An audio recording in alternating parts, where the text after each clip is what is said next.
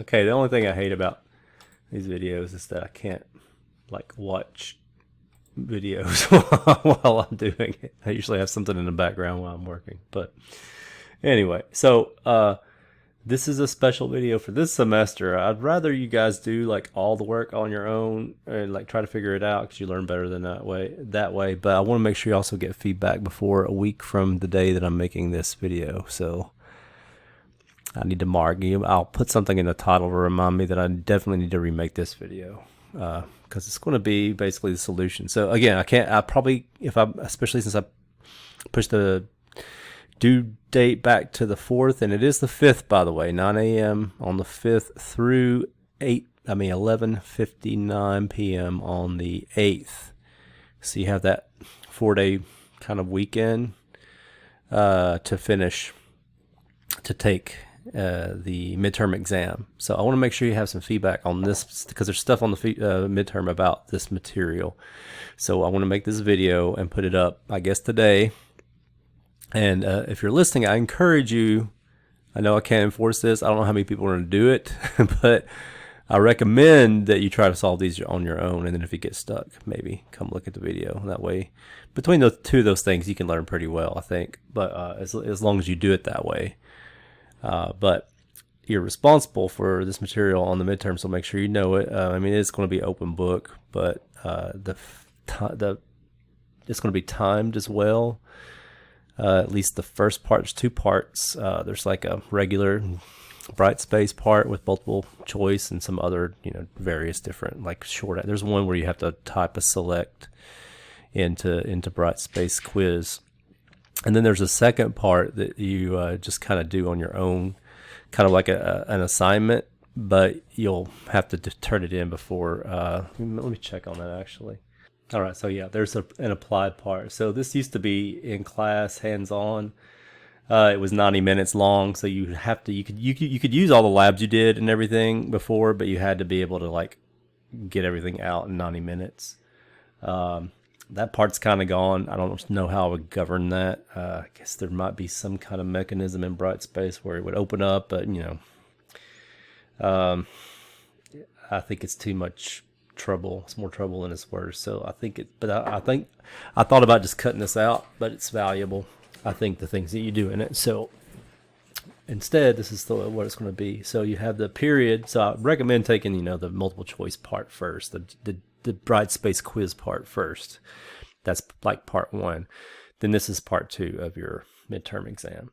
So you can use all your stuff, but that's true of that's sort of true of the bright space exam as well. The only difference is the bright space exam will be timed. So I'll I'll do it right now. All right, here's the bright space exam. Again, it's due by the end of Monday, the 8th. So a week from today it opens, and then on the following Monday, it'll be due, which is when it closes as well. So you can see here's the period of time when it'll be open. And it looks like I've got unlimited. I'm going to change that to where it's actually, I forget that I can change these things while you're paused and just show you. So 75 minutes, 5 minutes grace period, and so really 80 minutes. But after that, you'll not be able to make any changes. So that's the midterm bright space part. So you'll do this, and I recommend doing this first. What I'll do is I'll put this inside of a midterm module and make it to where the whole thing opens at a certain time. So this other thing will be in there, which is this. Make sure I don't show the whole thing. I think, yeah. So it's going to be this hands-on part, second part. And to make it different from the bright space is kind of the time part, and this is sort of like a challenge thing, but you'll have more time to do it. So I don't want to scroll too much, but you'll have a movie rental, kind of like Blockbuster database to install. I'll make sure that's available right away. I'll put it maybe in both places. I'll put it behind the midterm timed module that opens up on a week from today at 9 a.m.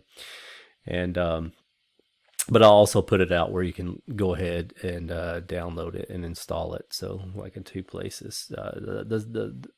I'll put it with the other stuff just in case like you forget to do it before the midterm. I recommend doing it before the midterm and studying. They'll make sure you start fresh. I think the way the script's built, like every time you run it, it resets because it drops the tables and recreates them. So, and you'll notice if you run it, you'll get errors on the drops because they don't exist yet. But right after the drop, it'll create. So anyway. And then you'll do like the set of echo on in your name and stuff, right? To get. So this is the version I've tweaked to make sure it works for this semester. Again, that'll be opened along with the Brightspace on 9 a.m. on Friday, and then you have the weekend to do this sort of challenge hands-on. It's like another lab, really. So again, 2 parts. And right now, if you don't know, I mean, I don't know how much you guys pay attention to it, because I get questions sometimes. I'm like, you didn't read the announcements, but there is a review sheet right now too. I hope I announced this. If I didn't, I apologize. But so this is going to give you, this is for, again, when it was closed book, and it can't really be closed book now, but so these are the topics you wanted to study up on. I still recommend studying up, even though it's open book. It's time. So if you don't know your stuff, you're going to run out of time looking up stuff, right? So make sure you like get comfortable with all these items in here. And I can't remember if it talks about the hands-on version or not, but if you listen to this video, you should know what's going on. All right, so again, for this is the advanced queries lab number 5. That was kind of, that's my bad. This whole thing with Brightspace, I don't get the student view, so sometimes I don't realize when things aren't hidden, and it catches up to me later. This, by the way, this is a pet peeve. I want to change the lab. I don't see any reason to use ampersands willy-nilly. It's not something I do, so I want to do these along with you so you can like follow along. And again, I recommend attempting these things first and then only consulting this video when you get stuck. So maybe like pause as you go or whatever. I need to get back. Hold on. All right, so the thing about this, and this is highlighted before, in the past people somehow still seem to miss it, which is in all cases, please use subqueries or the relational operators union. So the second part of it, like some questions later on, are set operations like union, intersect, or minus, and we'll get to those like later when we get to those actual questions in this lab. But use subqueries because you can do a lot of this stuff with joins, but the whole point is not to use joins, is to use subqueries. Now, a lot of the problems that you can do, a lot of the questions you can ask as queries can be answered either through subqueries or joins. And I want to say, I'm trying to remember, I'll probably get this wrong. I'm trying to think which ones are more efficient processing wise. I want to say that joins are, or maybe they're not. I can always pause and look. So going by what Google tells us, join, the advantage of join is it executes faster. Almost, it's probably not always 100% of the time. I guess it depends, but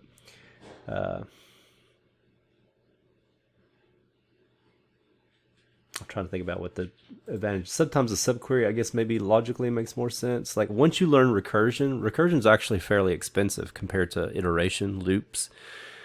But once you learn recursion, sometimes at first it doesn't seem like it because you're like, this is mind warping how recursion works. But I'm talking programming now, by the way, in case some of you might not have had programming, but I feel like most of you have.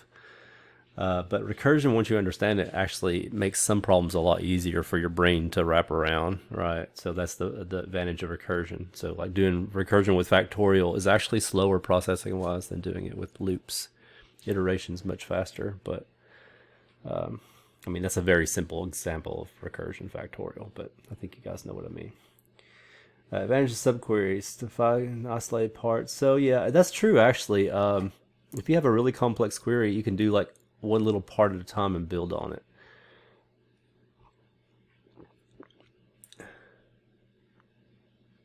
yeah, I mean, joins can be complex, but yeah, some subqueries can. It's kind of like, to me, it is sort of like, it's very similar, but probably not exactly the same as comparing recursion and iteration. But your mileage may vary. But anyway, let's get started on this. So just the first queries 1 through 8, use the Cloud Aviation Company tables that you created and populated for previous labs. So that means you got to have an idea, a picture of that schema in order to know what to put where, right?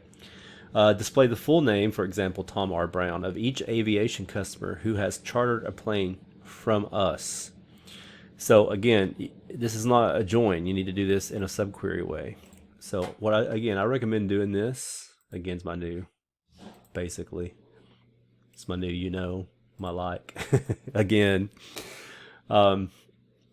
having this where you have the script on one side and the kind of scratch pad on the other. Once you get it correct here, you can copy it and paste it over there to build the script as you go. So if you want to just get started, this is what I would like in the, aside from your name and stuff at the top, which I've not done. You need to do that. I'm not going to do it right now because I might do it in a pause later on, but we'll see. But each question I want to be like this. I've got number 1 here. Actually, that works well too. I had the parentheses before. It's whatever style, but try to make that 1 stand out because it's easier for me to scan down and say, okay, did I get this query right? And then go to the next one. Did I get this query right? On the other hand, this is both like a tutorial and feedback, so I probably won't do a lot of feedback on this because it's due the night before the midterm, and I'm not going to be able to get it back to you. And then it's kind of too late after that, and the feedback's built into the tutorial. So I might look at your stuff and say, this is where you missed it, but you really shouldn't if you watch the video miss anything. So, all right. So query wise, we want all the people who have done queries. So what I often will do, and this is the script side. Let's don't do it in the script side. Let's do it in the scratch pad side. I'll just start with saying, okay, I know if they've chartered a plane, and let's see what's in charter, because that's where the information about charters is going to be, right? So let's look and see what's in there. And again, you can also look at how the table, the schema, how they're put together. It's probably the better way to do it, honestly. But sometimes for me, it's just quicker to do this. Like, let's take a look at the table. And again, there's ways to do this besides just typing that, but I'm just kind of in that habit. You can right click and look at table info, right? But then again, I'd have to find the table. It's charter. I'll let you guys mess around there to see. Well, that was pretty quick, actually. I didn't mean that to happen. But so you can see there's a cuss code in here. So let's zero in on that. Cuss code sounds like a foreign key. And I sort of remember, you can sort of rely on your memory. You just want to double check things when you're done. Cuss code tells me, I feel like cuss code's going to be from the customer table. It's going to be the primary key. So cuss code in this charter will tell me who chartered a flight, who was on a charter. So in other words, what I'm seeing here are all the customers who are chartered. Now, if you were going to do this with a join, you would join the charter with the customer table. Avia customer, I think is the name of that table. I kind of want to just show it, but what I'm going to show you is what you're not supposed to do. So this is charter. Inner join is fine in this case because we don't want any customers who didn't charter, right? It's not an outer join kind of thing. We just want the ones who did. So inner join will work. Avia customer C on ch.cusscode equals c.cusscode. So where the primary key is equal to the foreign key. And this is how we would have done it. We would just get their names, right? So we would say c dot first name, comma, c dot, whatever parts of the name you want. I'm not going to worry too much in this example how to make that pretty. So then you run it, and this will tell you all that. What you'll notice from this, and what you should have noticed actually from the query I just did, which I just came from, is that you have duplicates. So you probably don't need, because what does it say? Display the full name, for example, Tom R. Brown, so I can add that in here in a minute, of each aviation customer who has chartered a plane from us. So we just want to list them one time. And this lists them many times. And what you could do in the join is do a distinct on that whole. I think that if you do a distinct on the whole name, in other words, if you did this thing, and then you have a space in the right place, I guess. I think one of my examples in the video, and I forgot to tell you that to correct for it, I left my spacing was bad, and you're like, this guy doesn't always do it. But I just don't really pay attention to what I'm doing when I'm doing a video. I need to concatenate that with, I don't want this to take all day, so this is the only time I'm going to do a join. The whole reason I'm doing a join is to show you can get the same answer both, and that you shouldn't do it that way. Is this correct now? No. No, that's not it. That's because I didn't concatenate. All right, so you could have that, right? And in the middle initial, it's got a dot. If you want to put the dot, do that. Assuming but see that they don't have a middle initial, and then what do? And then you have to do some more fancy stuff, like with I guess with null, NVL, right? And we're not going to do all that. Don't worry about that. I would just put the middle initial and then leave it blank if it's actually blank, and who cares? I'm not asking you to do it any fancier than that. Though you can if you want, and I think it would be the case where it's going to have null if they have no middle name, so you would do NVL. So make sure you know how to use the NVL, because I think it's on the test somewhere. Anyway, and I would have to look it up, otherwise I would just do it right now. But this is the join. This is the join way of doing it, except for this, and I don't know how distinct works on this, but I want to say this is one. This is sort of one column all right here because it's concatenated together. So I think this should work, but I'm not sure. That does. Okay, so distinct this thing is what that means. So it means that if you have duplicates of this exact thing, then don't show them. Just show the first occurrence. So that's kind of what we want in our answer, except maybe with some dots in there.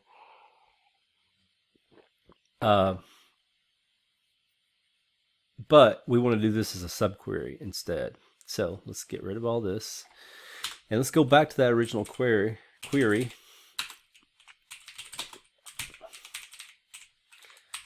So here's what I'm going to do. I'm going to do cuscode, because here's what I know. Cuscode's going to tell me all the customers. And since I know there's duplicates, let's do this. Let's just, you don't even have to, it's not even hazy here about whether distinct will work or not, because you've only got one column. So there's the distinct customers who've chartered. Now, this is a subquery that we can use, and this is the way it works a whole lot. This subquery can be used as a where criterion.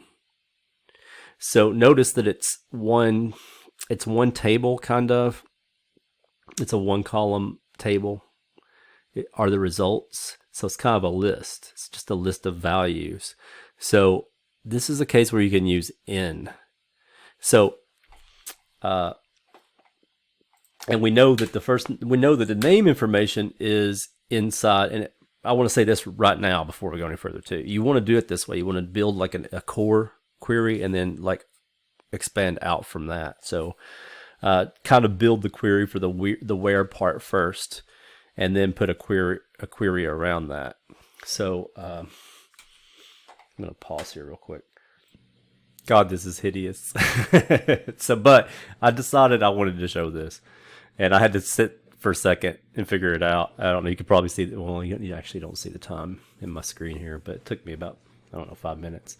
Because I had to remember how case when works. So this is the thing about, just like a short little mini lesson here, a side issue. You're not meant to remember all this stuff when you get out of this class and you go in the future and you got a database and you're like, I had advanced database at Pellsippi, I should know how to do a case when. No, you shouldn't have it memorized. Just like I didn't have it memorized. It sounds like a cope, but it's not really. The value is that you know what's possible with case when. end and all that kind of. So you're like, I need to do this thing. I think case when will work. Let me remind myself how it works and look it up and make it work. If you're doing case wins every day, or you're writing SQL queries every day and there's a lot of case wins, you might just have it memorized. It depends on your experience. But what you always want to take from your education is just in the back of your mind, like, is this possible? There's a way to do this. I know I've seen it before. That's typical. There's certain basic things you need, like, how to, if you learn Java, you need to learn how to declare a variable. Every time you need an integer, int num or whatever, semicolon. That's something that you don't forget. But like on the fringes, you just need to know what's possible and be able to reclaim it. So that's what I'm doing. I guess you're a teacher of this stuff and you're learning it for the first time. But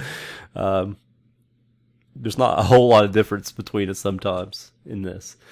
But anyway, and this is not perfect. If you notice, when Myron doesn't have a middle name, and I think the space is too big here. So if you guys want to tweak it better than I can, again, I hate formatting output to look exactly perfect. It's annoying to me. So there's a point where I'll just give up, which you probably shouldn't give up.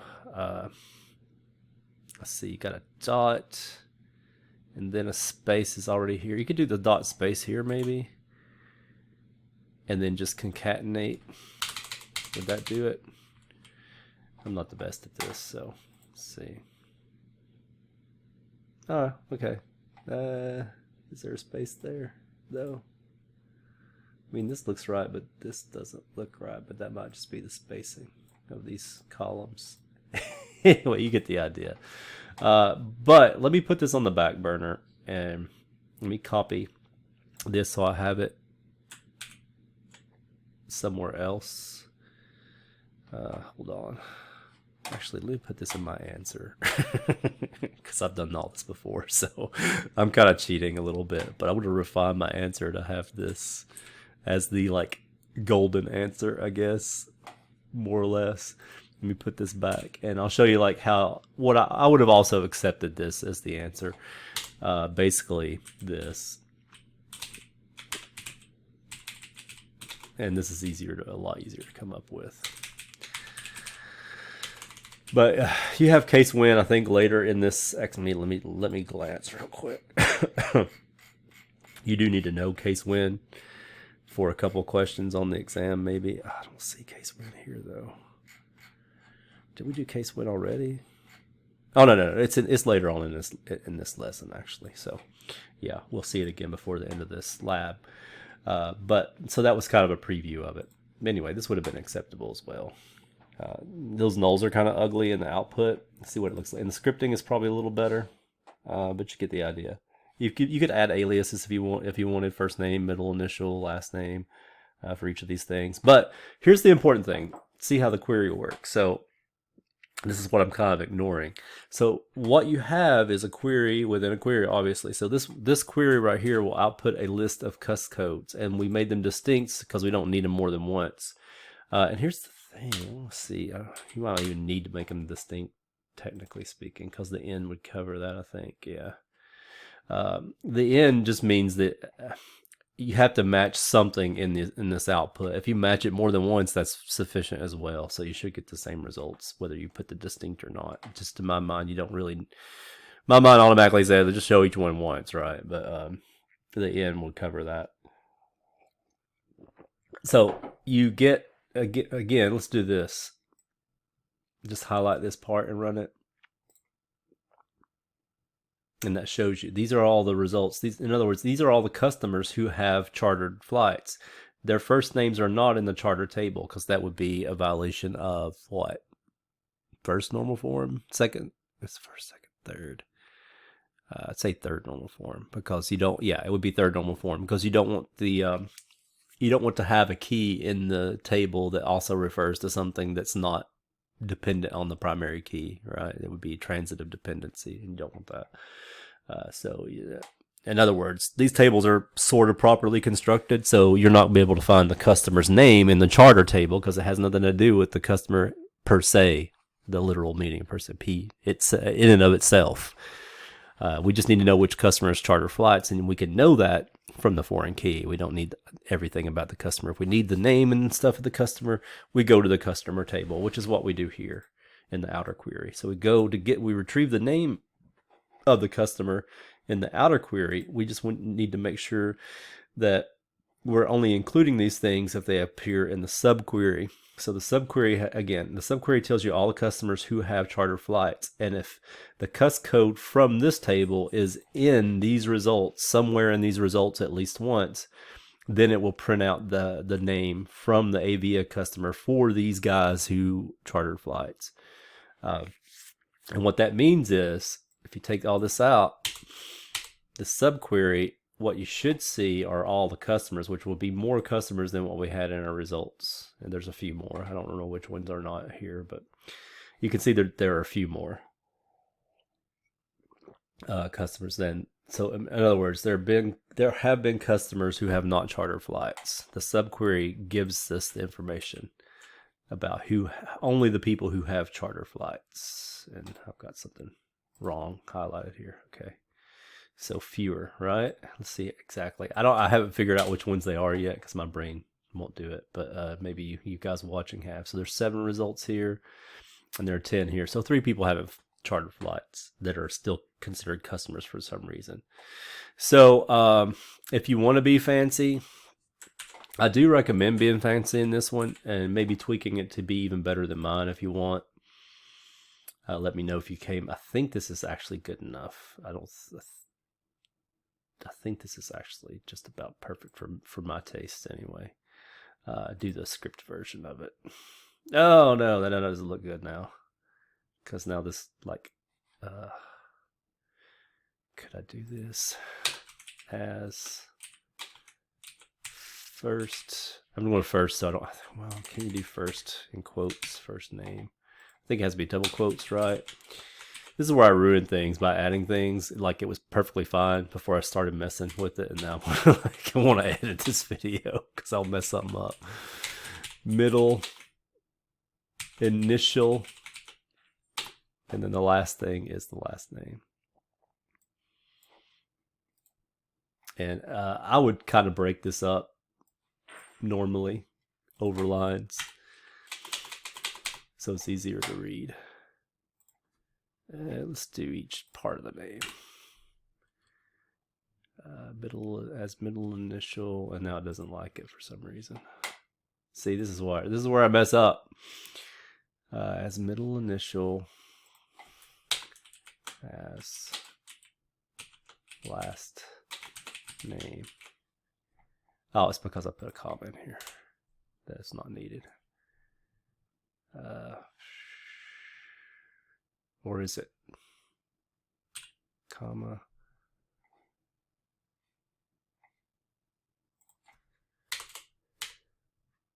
Comma. Is that right?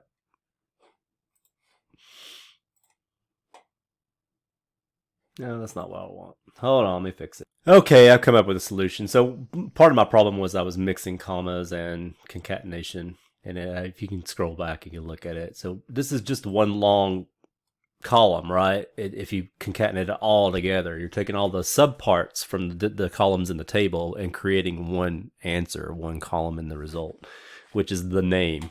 In other words, this is all like as one value. It's a one column, 7-row table. So I put the alias on the whole thing and just called it name. You could call it name or full name or whatever. You could do the individual parts if you wanted. I'm not going to do it. I think this is fine because it does say what does it say? The full name. If you wanted to be, here's where I mess things up again because this won't work for some reason. Yeah, there we go. So that's how I fixed it. And this is what I'm going to paste into my answer for the future. Because I do like this because it does give you a preview of how to use case when. So what this is sort of like an if then else, if else thing. So the case when the customer initial is null, then do nothing. Like I did 2 quotes next to each other, so there's nothing there, right? It doesn't print. It's a null character. It's a nothing character. Otherwise, print the print in your output of your select the customer initial concatenated with a period and a space, and then that's the end of that's like the if else end, elif end if you're doing like shell scripting, or I think Python if I remember right. And then you concatenate that with the last name, and then this whole thing is the full name. And as far as these parentheses go, I don't know if they're required. Kind of feel like they're just there to make, yeah, they're not even actually required. But I hope that makes sense. So again, this is kind of a heavy introduction because I'm showing you how subqueries work, and you might not have that down yet. And then I'm layering on top case when in the output, which you do need to know both of these in this lab. But the important thing right now is to focus on, forget the case when. You could just do cuss F name, comma, cuss middle initial, comma, or cuss initial, comma, cuss last name, and then just make sure you get the subquery part right. Anyway, I'm going to take this as my answer for number 1, and this is 30 minutes in. Sorry about that. We'll try to like speed up the rest of it so you're not here all day watching this video. But yeah. So the next question is this. Display the full name and customer balance of all aviation customers who have chartered planes to Atlanta, particularly to Atlanta. So, what that basically means, if I'm understanding correctly, is you're going to do the same query as last time. So select the cus code, because we're still doing customers, right? So we just need the cus code from the charter. But only the ones who have gone to Atlanta. So where the charter destination, I don't like char destination because it looks like character, but you get the idea, is equal to, and I whenever I do strings, I kind of do this actually. I do like and ATL.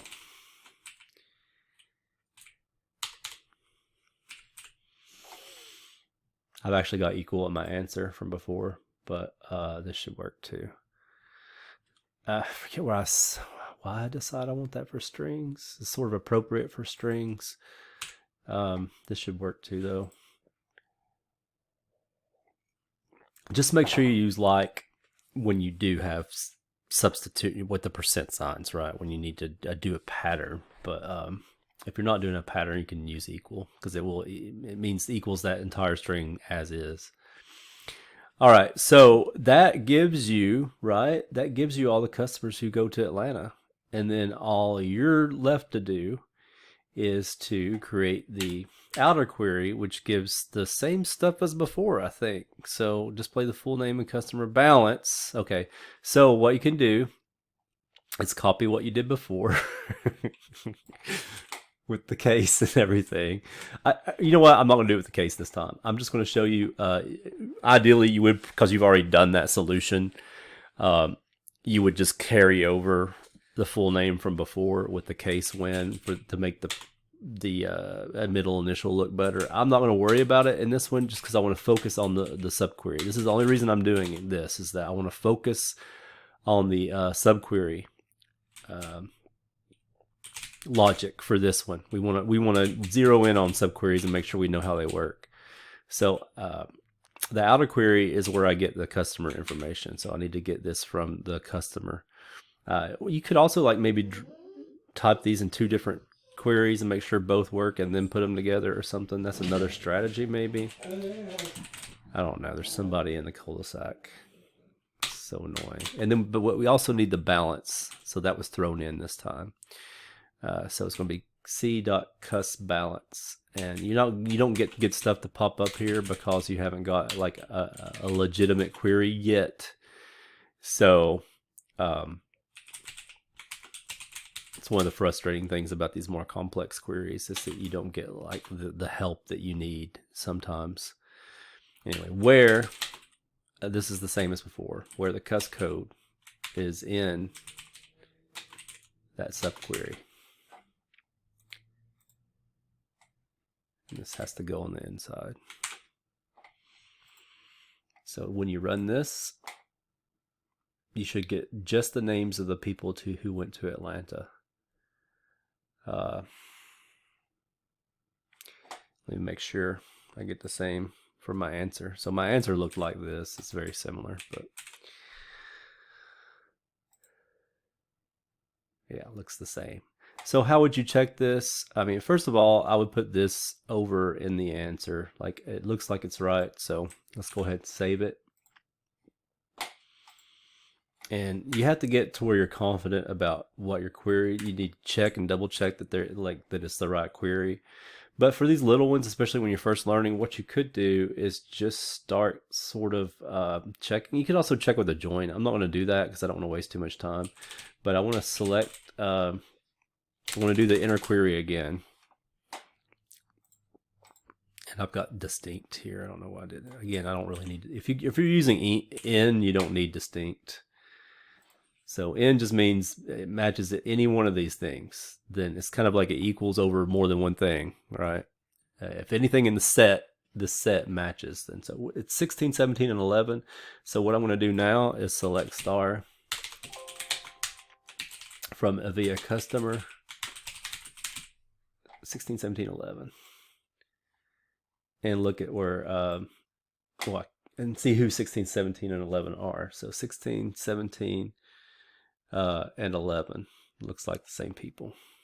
So that was a quick spot check. But of course, if you had thousands of records, that's not something you could do easily. So at some point, you just got to have confidence that it's the right query. Double check it several times. Make sure it's right.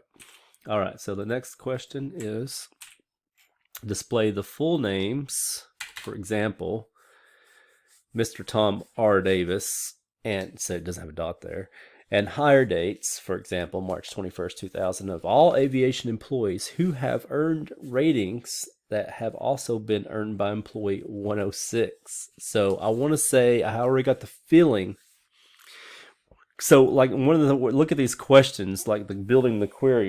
Some of your hints about your subqueries are and where the subquery is and where the outer part is kind of like in the language of English. So display the full name and hire dates of all aviation employees. That's the outer query. Who have, that's a subquery. Earn ratings that have also, that's another subquery. That's the way you kind of look at it. And you want to start with the end first and then go back. So we want to know, in other words, we want to know what ratings employee number 106 has earned. That's where we start. So select from, let's select star. Select star from earned rating. Because earned rating, remember, earned rating is going to be the table. Let's actually just show what it is. Earned rating is going to have the employee number and the rating that they earned, as these are dual primary keys. This is a composite primary key. For a bridge table. This is the bridge table. You're only going to see what they've earned in that table. You can see all the ratings possible to earn, but not necessarily the ones earned by any particular person if you look at the rating table. And if, that's really your two options, is that or the earned rating. You just got to remember what earned ratings purpose is. Earned ratings purpose is to join up an employee with the rating that employee earned. Rating just tells you what all the ratings are. So go back. So we want the earned rating, but only for employee. I'm gonna call it R I'm gonna call it ER actually. Earned rating where ER dot impnum. And remember, this is half of the primary key, but it's also a foreign key. So where impnum is equal to 106. So it's this half of the composite primary key is the primary key of the employee table. So this will tell us all the ratings that this employee earned. So we have to hope that whoever won 106, I mean, we don't have to hope actually, because I've done star, so it shows you employee number 106 earned this, 106 earned this, and it tells you the date too. 106 earned this, so that looks accurate, right? You can like maybe glance through the earned rating and see if there's only three 106s, but I don't see why this would be wrong. So it looks like these are the three. Instrument, I can't remember what they stand for. I have to go look at the rating table to see what they stand for. But instrument flight, multi-engine landing, single engine landing, I think is what those stand for, but that's not what it's asking. It just wants to know the names of all the employees who've earned the same ratings as this person. So if any of the employees have earned instrument, they'll show up. If any of the employees have earned mail, they'll show up. If any of the employees have earned sale, they'll show up. And then we want their names and hire dates. But first, we need to find out if they've earned the same thing that he has. So this is where the subquery is, and it's kind of a unary degree sort of thing, because where do you find information? If you find out information about what ratings that 106 has earned in the earned rating table, where do you find out information about what ratings the other employees have earned? Same table. That's what makes it kind of annoying. So let's select. In this case, we only want the. But hold on. Let's go back on this, because I had star this whole time because it's just easier to do the query with star. But I want to make sure we hone in on that, right? We just want the rating codes this person's earned, not everything about the rating code, but we just want these three things. So remember what I just said, if any of the employees have earned any of these, so this is an N. This is an N again, right? So if their ratings are in these ratings, then they will be selected. So we want to select. And I want to say you need two different aliases, so let's do this. Select star from RE, I mean earned rating. Earned rating, I can't remember if this is actually necessary or not, but we'll see. Earned rating RE, I'm going to call it. Where RE dot rating code, it's going to be the rating code, RTG, is in the results from this table. So in this, right? So that's going to tell you, again, it's going to tell you everything about those employees, ratings once I fix it. I'm just thankful that most of the time it's a typo. I had earned rating instead of earned rating. All right, so when you run this, this is what you get. So we're seeing that 101 did instrument, 101 did mail, 101 did sell, 104 did instrument. So he did all three. 105 did all three. 106 did. So they all did all three. It would have been more. I think it would have been more instructional if some of them didn't do all of them. But we can't ask for different data unless we change it, I guess. Maybe that's something I'll do in the future. But again, we want their names. We only want their names. We don't want all this junk. We just want the names and the hire date of all the people who have the same ratings as dude. So we don't want star. What we want is the employee numbers of these people. Why? Because we need their names, but we don't have their names in the earned rating table, because again, that would be a violation of third normal form. The data about the employees aside from the foreign key that data is going to be in the employee table. So that's another outer query. So, but in order to get those names and stuff, what we need is the actual employee numbers, not the ratings. We've already figured out how the ratings with 106 overlap, but now we just had to find out what their employee numbers are so we can put that as input into the outer query for the actual data about the actual name parts and the hire date. So we need the imp num. So run this again just to check it. I would do this, as you go, like, okay, see, okay, these all look like imp num. So now all I need is a query that looks like pretty much the first one, if I'm not mistaken.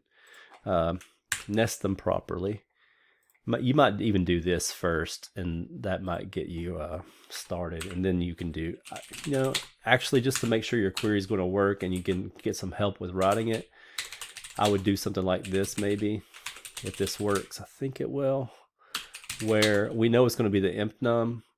So, do C for customer here.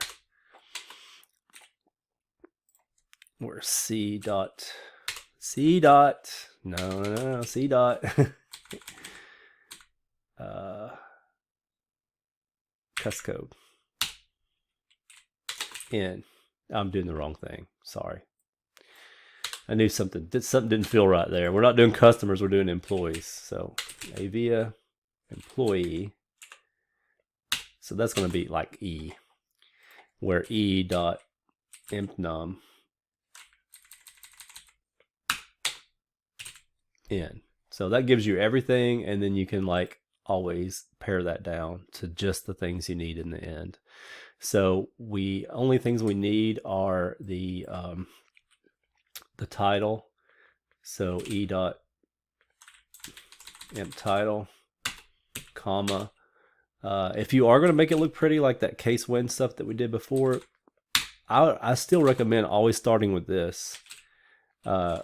Getting the actual columns independently, making sure that they're all there for what you need, and then dressing it up, tweaking it in the end to get it to look right. I'm not going to worry about making it look right in this particular example because like I said, I'm going to be give you the gift of just getting through this now after that first one took so long.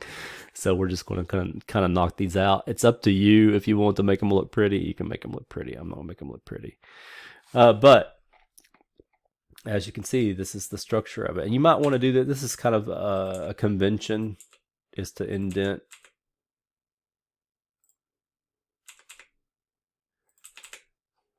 the queries. I don't know if that's perfect or not, but I feel like it should be indented a little differently. Even maybe I think this might go up a row, go here, and then it kind of pushes over. If that helps you see the layers, it's just like doing curly braces in code. Yeah, there's kind of a convention for this as well, and I don't know exactly because I hardly ever do it because I'm lazy on my style, especially in SQL. I'm more consistent in my programming, but in SQL I'm kind of like, looks good, it works, who cares? But maybe something like this would be more sensible for style. I just see how that would get out of hand really quickly too if you do it that much. Because if you have more, though, if you got more than a couple of subqueries, maybe you're doing something wrong anyway. Maybe a join would be better. I don't know. But anyway, so you can see how this works. So we did earn rating again, just review to get the earning code. The rating code for all the ratings that 106 did, and then we wanted to see what the imp numbers were for all the people who had those same rating codes, and then we needed to get the data about the name and the hire date after we know which employees got those ratings. So these are the guys. In other words, what's the information here? This is a list of the names and hire dates of all the people who have the same ratings as we don't even know who 106 is. So okay, but that's fine, whatever. So I'm going to copy this and paste it into my script. And then I'm going to do the next one, which is, oh God. Now I regret indenting all that because it's going to annoy me. The next question is number 4. Display the full name and date of birth using 4-digit years of each aviation employee who is younger than John Lang. So again, this is the whole, like, you can use your English phrasing as a guide to what's going on. So who is younger than John Lang? So we need to find out how old John Lang is, and then that will be a query. And then we're going to compare each aviation employee to see if they're younger. So you'd have to know how to like do dates, date of birth, whether it's greater than or less than. And then you have to make sure you know how to do the 4-digit year display stuff. So that's a review of 2 char from last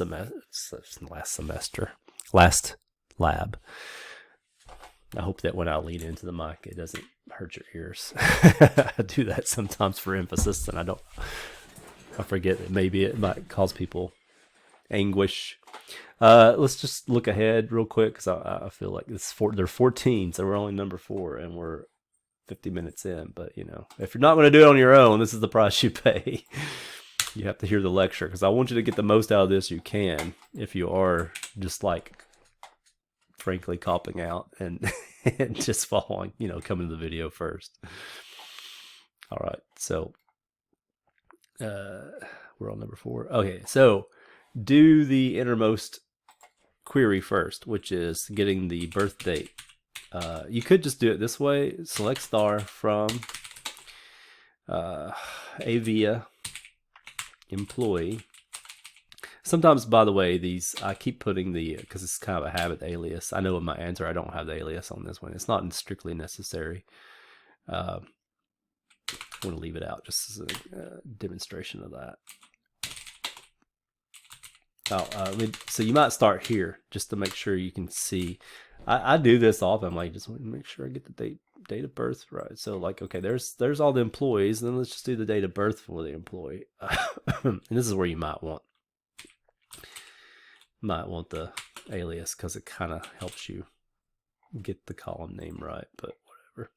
So okay, that looks like that might be all the dates of births of all the employees. I mean, you would just have to double check. I would have just tried to memorize this before I would go back and look, but there should be the same number of employees as there are date of births, right?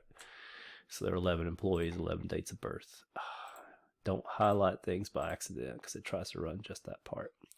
All right, so those look like dates of birth. And we have to compare to those. We want to find, oh, no, wait, actually, we need to find out first it's for a particular employee. So that employee imp num is 104. That's just given to you.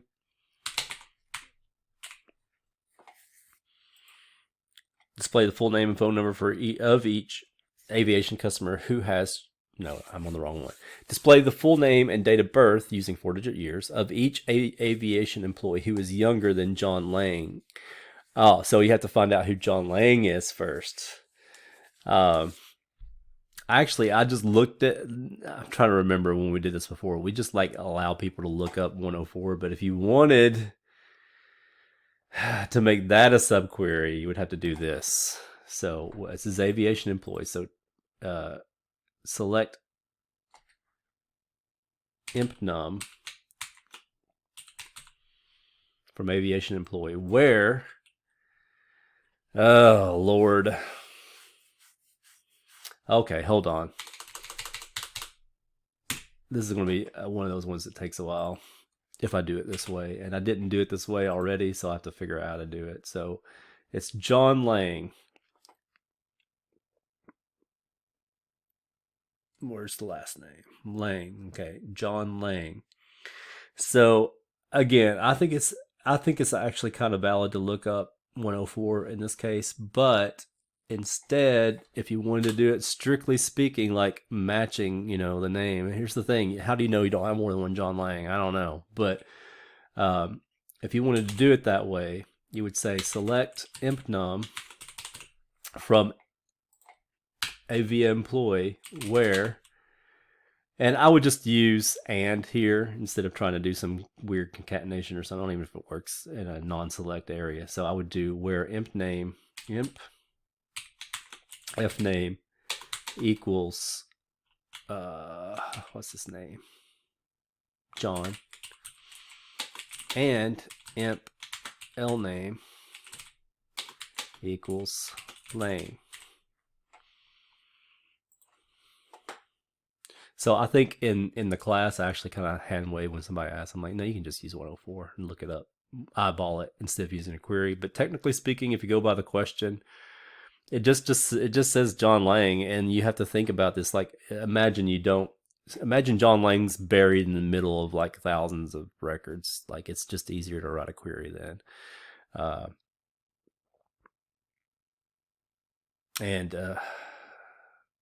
thinking you could probably get more than one answer if there's more than one John Lang, right? But in this case, we only get one answer. So there's our 104. Oh, and that's a subquery. Now the parentheses for like when you do subqueries are always going to go before the semicolon, so you can go ahead and do that if you want to set it up for the future part of the outer query. You need to put it in parentheses. So you want to go ahead and set that up. So now we need to know the date of birth for that guy, and you could have actually just done. Actually, you could cut. I've got a subquery in here. Actually, I could have cut out the middleman, right? Instead of doing imp num, in other words, which is 104. If you trust it enough, then you can just also just cut out the middleman and do this, which I think that's all we're going to do. I don't know my connection reset, but that's his date of birth. So cut out the middleman. You could have also done a subquery where you get the employed, you would get the date of birth for 104, right? But I think that's adding more than you really need. Now, all we need at this point are all the employees who are younger than John Lang. So what that means is we need where their dates of birth are after his date of birth. So we need all the dates of birth that are after November 8th. Not equal to, because then they're the same age. At least as far, like, legally speaking. You have to go into their birth records to see what time of day they were born. We're not getting down to that nitty gritty. So as long as they're born on November 9th, 1971 or after, they're younger than him.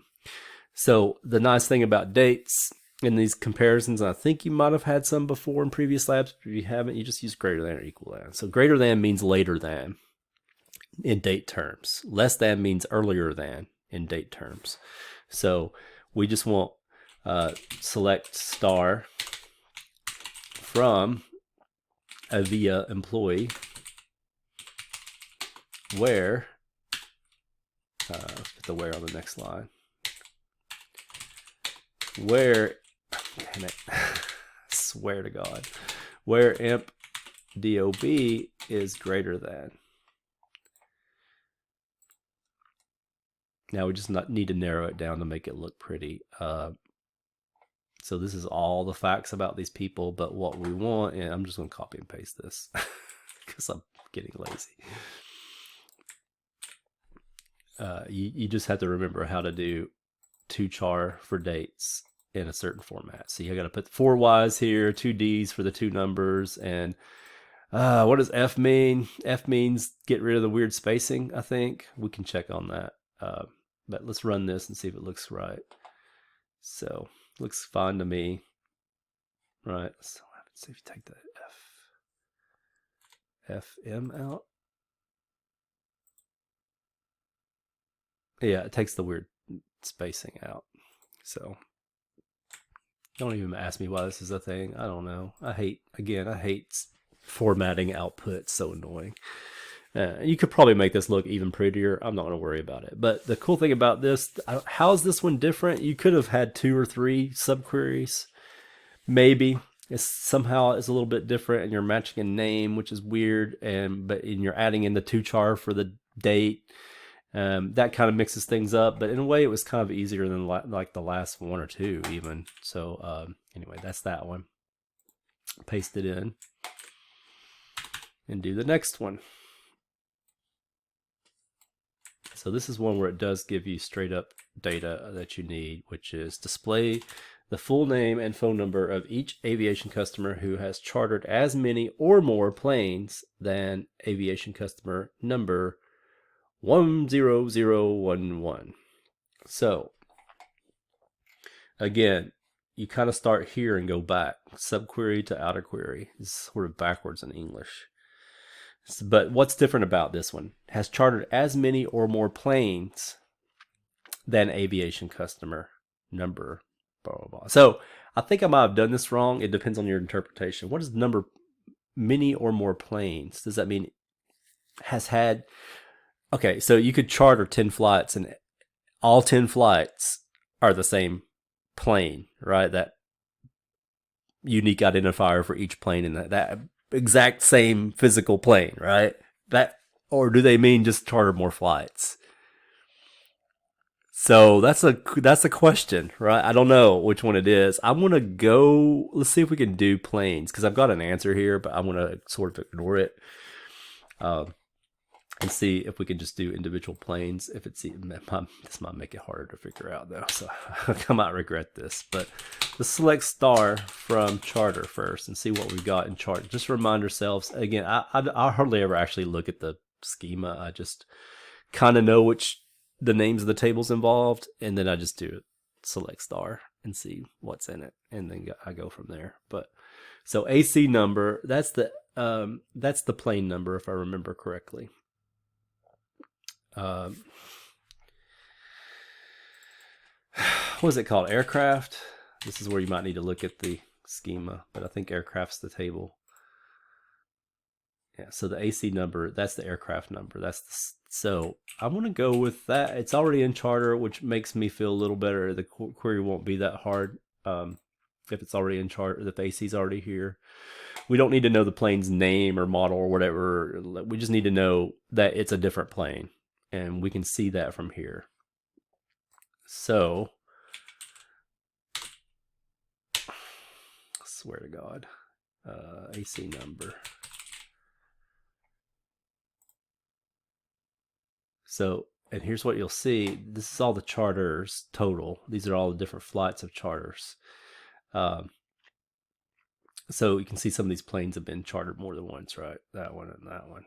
So we're starting there, but we want to know specifically for CUS code, which has been given to us, where CUS code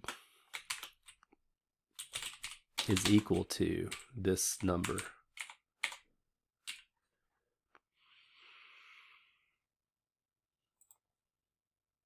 So these are the different planes. And it looks like one was done twice. So if we really want to see, like, count the number of planes, do distinct.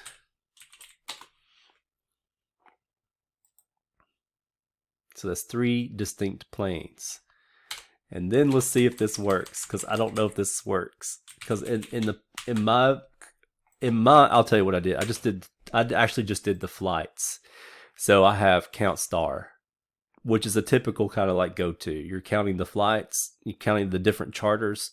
Charter has entity integrity, which means it has a primary key. Every record's different. So if you just do star, you'll get the number of records. In other words, the number of charters or the number of flights, regardless of whether the same plane was taken. But since I've kind of changed up my interpretation here, I need to see if distinct works inside of here, and it does. So keep in mind, count, canonically speaking, is that the right word or at its heart, it's as its core. The definition of count is that it will tell you, you put a column name inside the parentheses, and it tells you all the non-null records for that column name.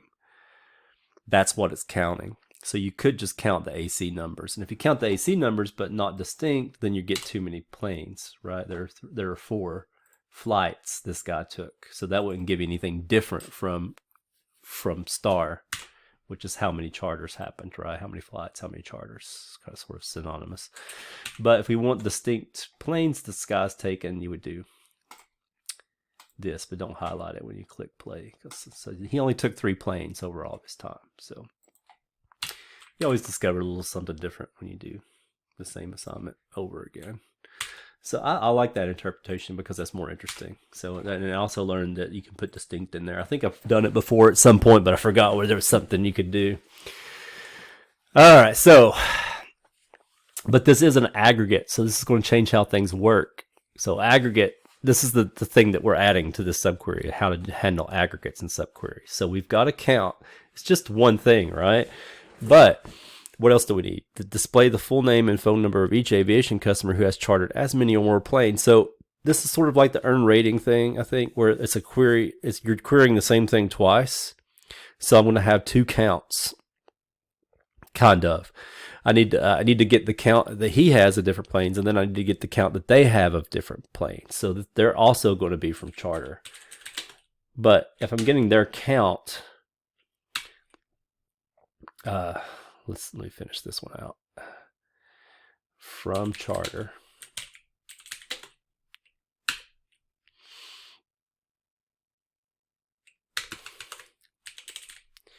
If I'm getting their count, this is the hard part. This is what makes this one tricky. If I'm getting their count, then I need to compare a count of their thing to the count of his thing.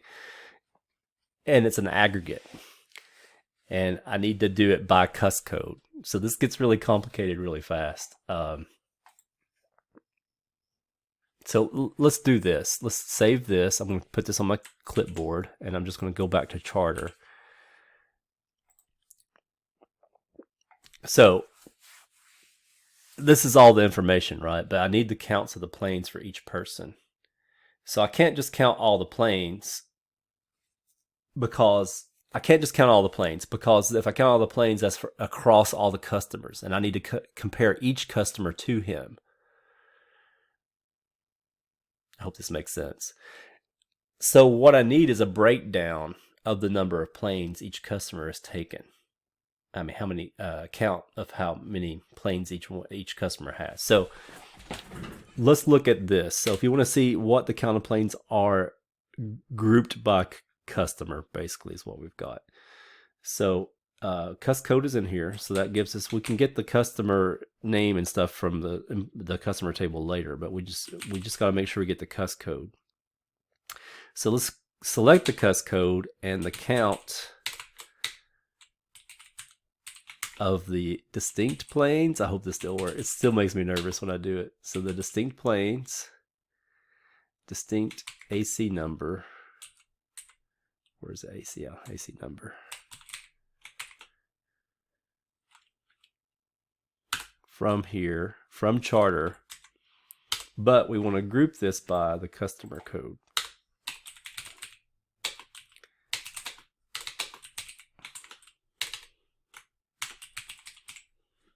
I hate these kinds of queries, honestly, but when you throw group by in, then you like always have problems. Let me make sure I get this right.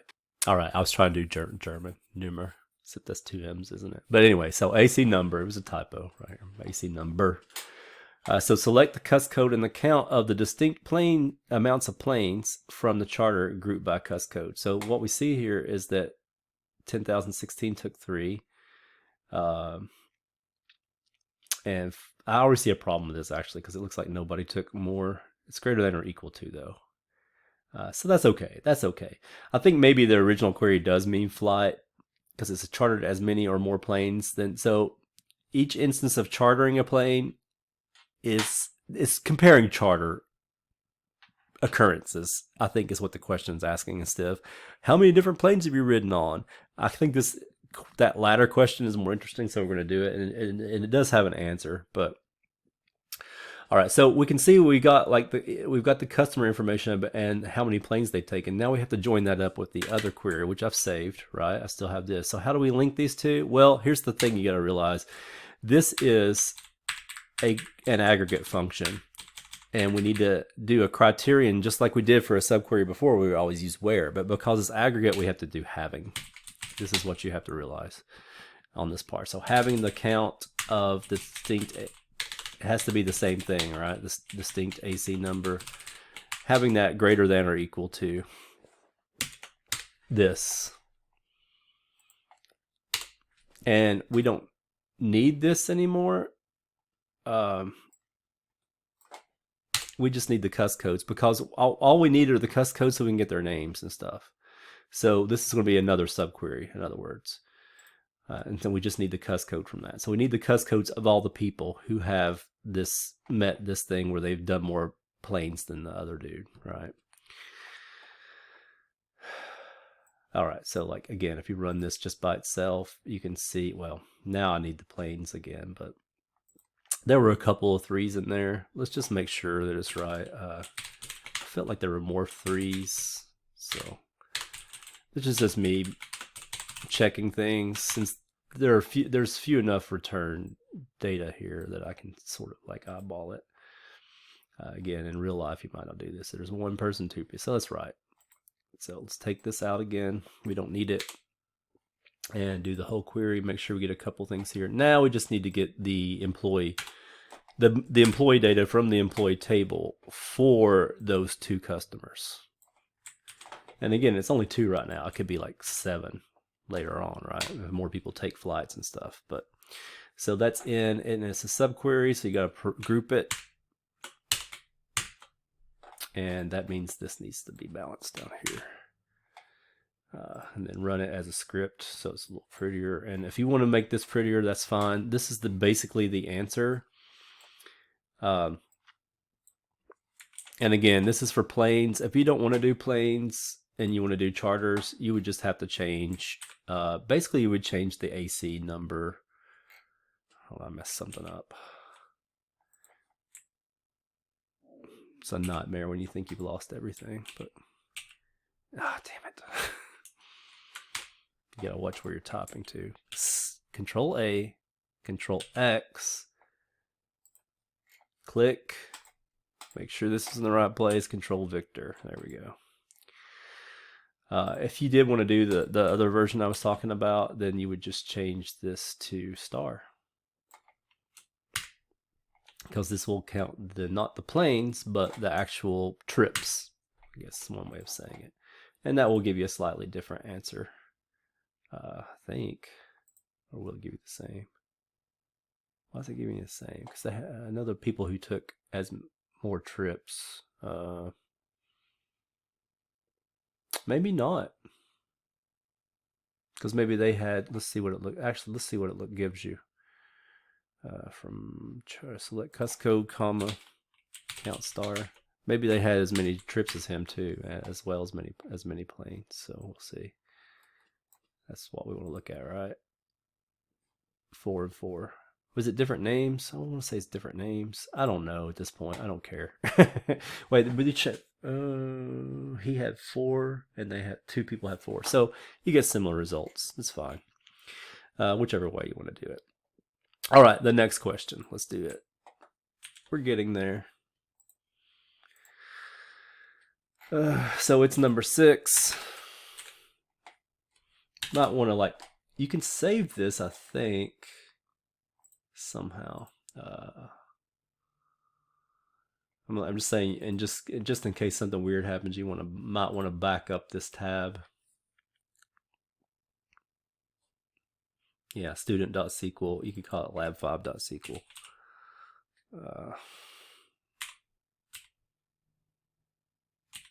Pick somewhere to put it. I always put stuff on my desktop so I don't miss it. And then my desktop gets cluttered. Let me just look at that, what I just saved, so you can verify, and I can verify that it's, something reasonable, that you want to actually save it that way. So here's what I just saved. So yeah, you might want to back things up as you go. That's my cheat sheet right there, because I've done all this before. So, which I've told you already. All right, display the aircraft number, model code, manufacturer, and model name of the aircraft that was the most recently chartered. Hint, June 1st, 2018 is more recent, so that's just telling what you needed to know on the 4-digit thing, like the greater than means younger than, or after, or later in time. Be sure that your query will still work if multiple aircraft were chartered on the same day. I guess that's greater than or equal to, or less than or equal, whichever direction you're going. You're permitted to use one inner join. Oh, so yeah, this is an exception to the don't use joins. I knew there was one somewhere. When I looked at this before, it's like, do all of them as subqueries. But wasn't there one you couldn't do? So this might be the one. I don't know I can't remember if I used the join or not. I think I probably did, but we'll see. Your query must include at least one nested query to earn full credit. So you have to use a subquery somewhere, but you don't have to do the whole thing as a subquery. So we want the most recent. So this is pretty easy. What's the most recent chartered flight? Again, I start with select star from charter just to see what everything looks like from charter. Not probably ought to take a break here. I'm getting hungry, so I'll probably take a break and then come back and finish this video. It's not. Oh, we're almost halfway. This is one of the more complex ones, but actually it's not. Is this not complex? No, this one's not that complex. 7's pretty complex. So maybe I'll do 7 and then come back after eating. We'll see. But anyway, let's look at what we got. So we want, again, what's the question?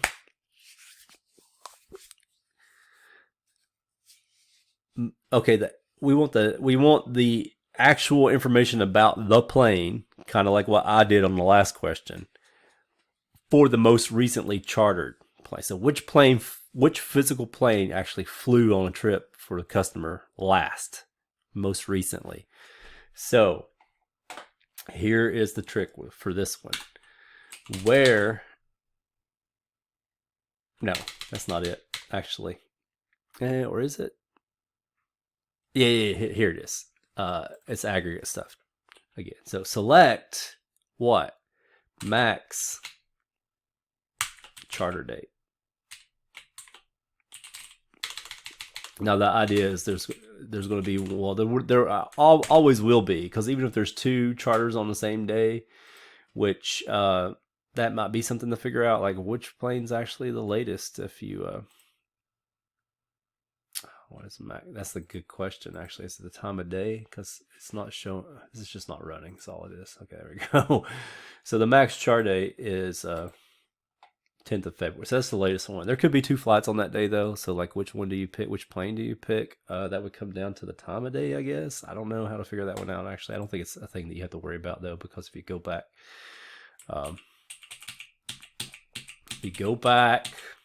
to all the charters, you can eyeball it. But again, this is cheating, because you can't necessarily rely on this in real life. You would have to rely on your queries to give you the right information. So it looks like the 10th is the highest one. So there's more than 1 flight that day. So which one do you pick? It's a good question. I don't know. So I'll see what the answer is in this. I think I was satisfied with the answer by the end of it, but we'll see. So select max charter date. Again, I don't like that name. From charter. I swear, charter. It's a, what is it? Commercial. I can never type commercial. I always type chimerical. I don't know if anybody else has that problem. It's starting to be a problem with charter. It's always chater. All right. So the 10th. There are actually 2 flights that day. So we'll see. We'll see how we manage that.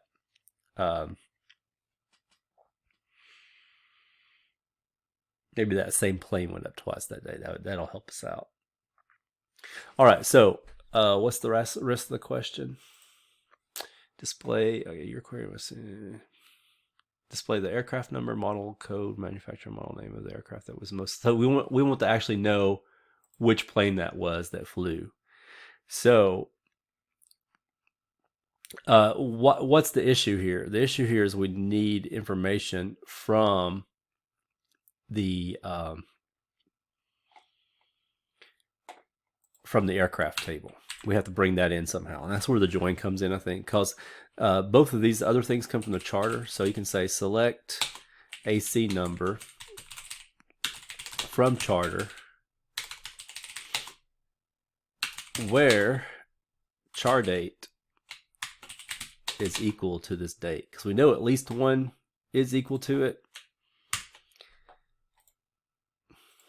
Right, so when you run this, you get 10th February 13. So we want the aircraft numbers from this table where this date is equal to this result. So that's the subquery stuff. And we do have 2. So I don't know if that's a problem. I guess 2 answers is fine. Like, what's the most recent? We can't. There's no way to tell the difference from what we got, except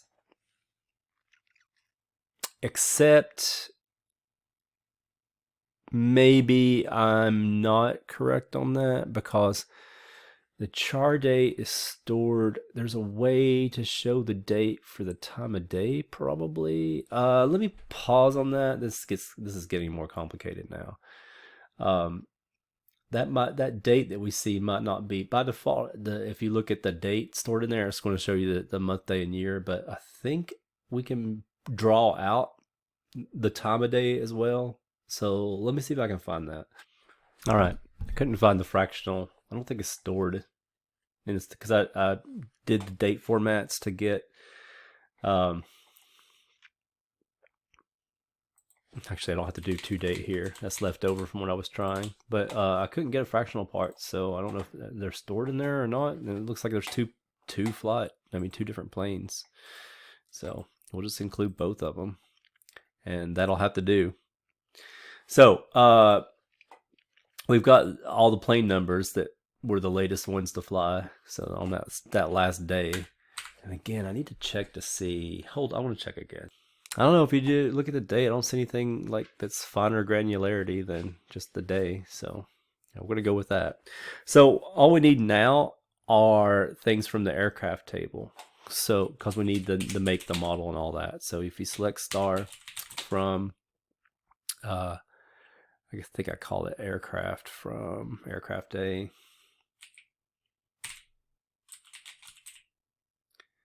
Only problem is that you need stuff from some of the other tables too. So this is going to get complicated because we need to put a join in here. So if you look, aircraft A tells you it tells you what do we need from it. Then we need the number, and then we need the model code, the manufacturer. So this is all stuff from the mod table. So here's the question. Oh, so we need these. We need the aircraft table in order to find out what the model is. The model table. So let's look at the model table. We can call it Model A for now. All right. So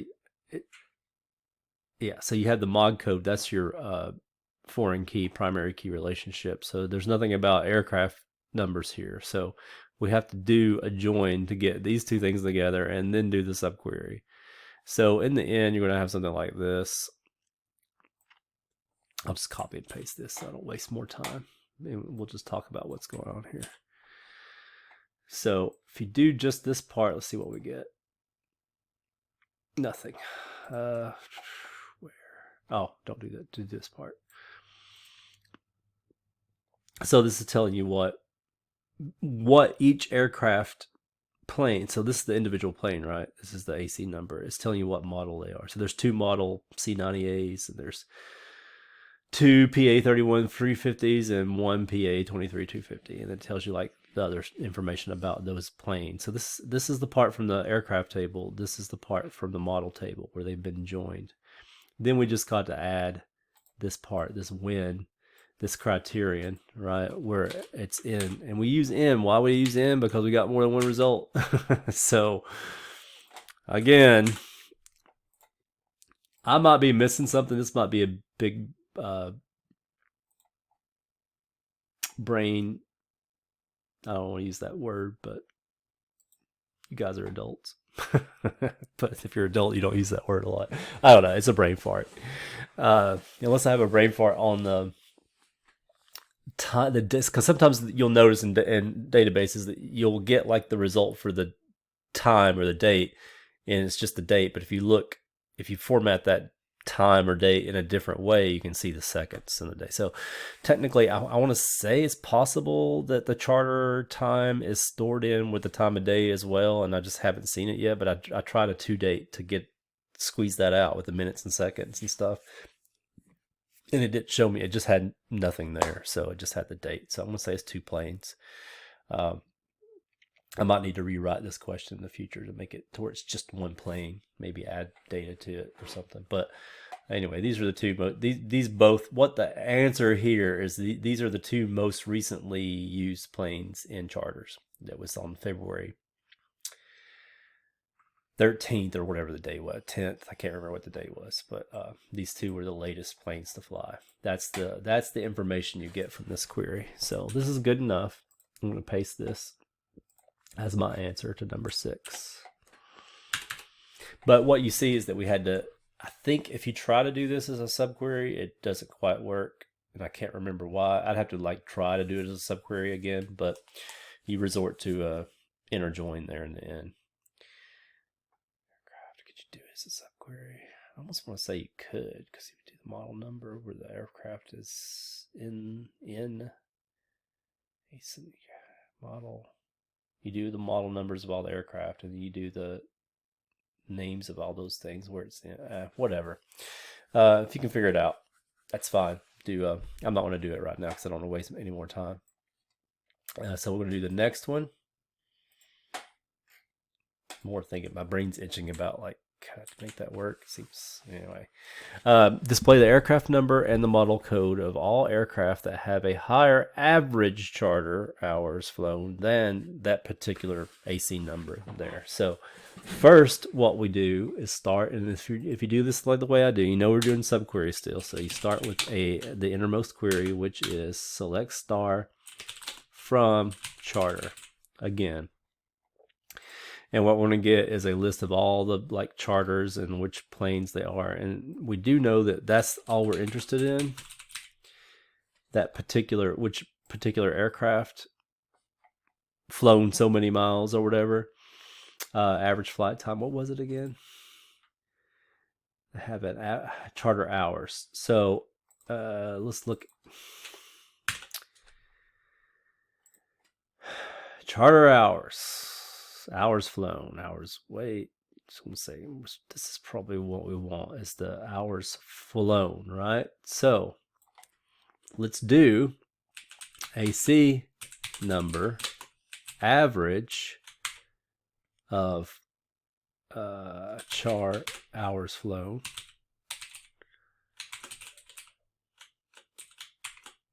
And because we've got the AC number there, we need to group by the AC number. So this will show us the average number of hours flown as long as we do it right from charter. It's no semicolon. This will show the average number flown by each plane, by each particular plane. And we want the ones that have a higher average than than this one right here, which is 3.9. So you can see already there's a couple and one who isn't. So we want the one that has a higher average than that. So again, this is like an aggregate query with group by and stuff, and we just got to remember that you got to throw a having in there sometimes, and that makes it a little bit more complex, but it's not too bad. Now again, we want the AC number that's higher than that particular AC number. So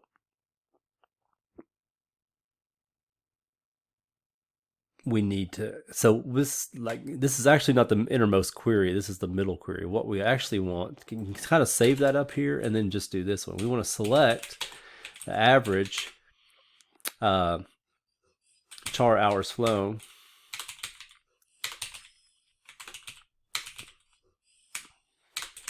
Crispy, stop, I'm busy, from the charter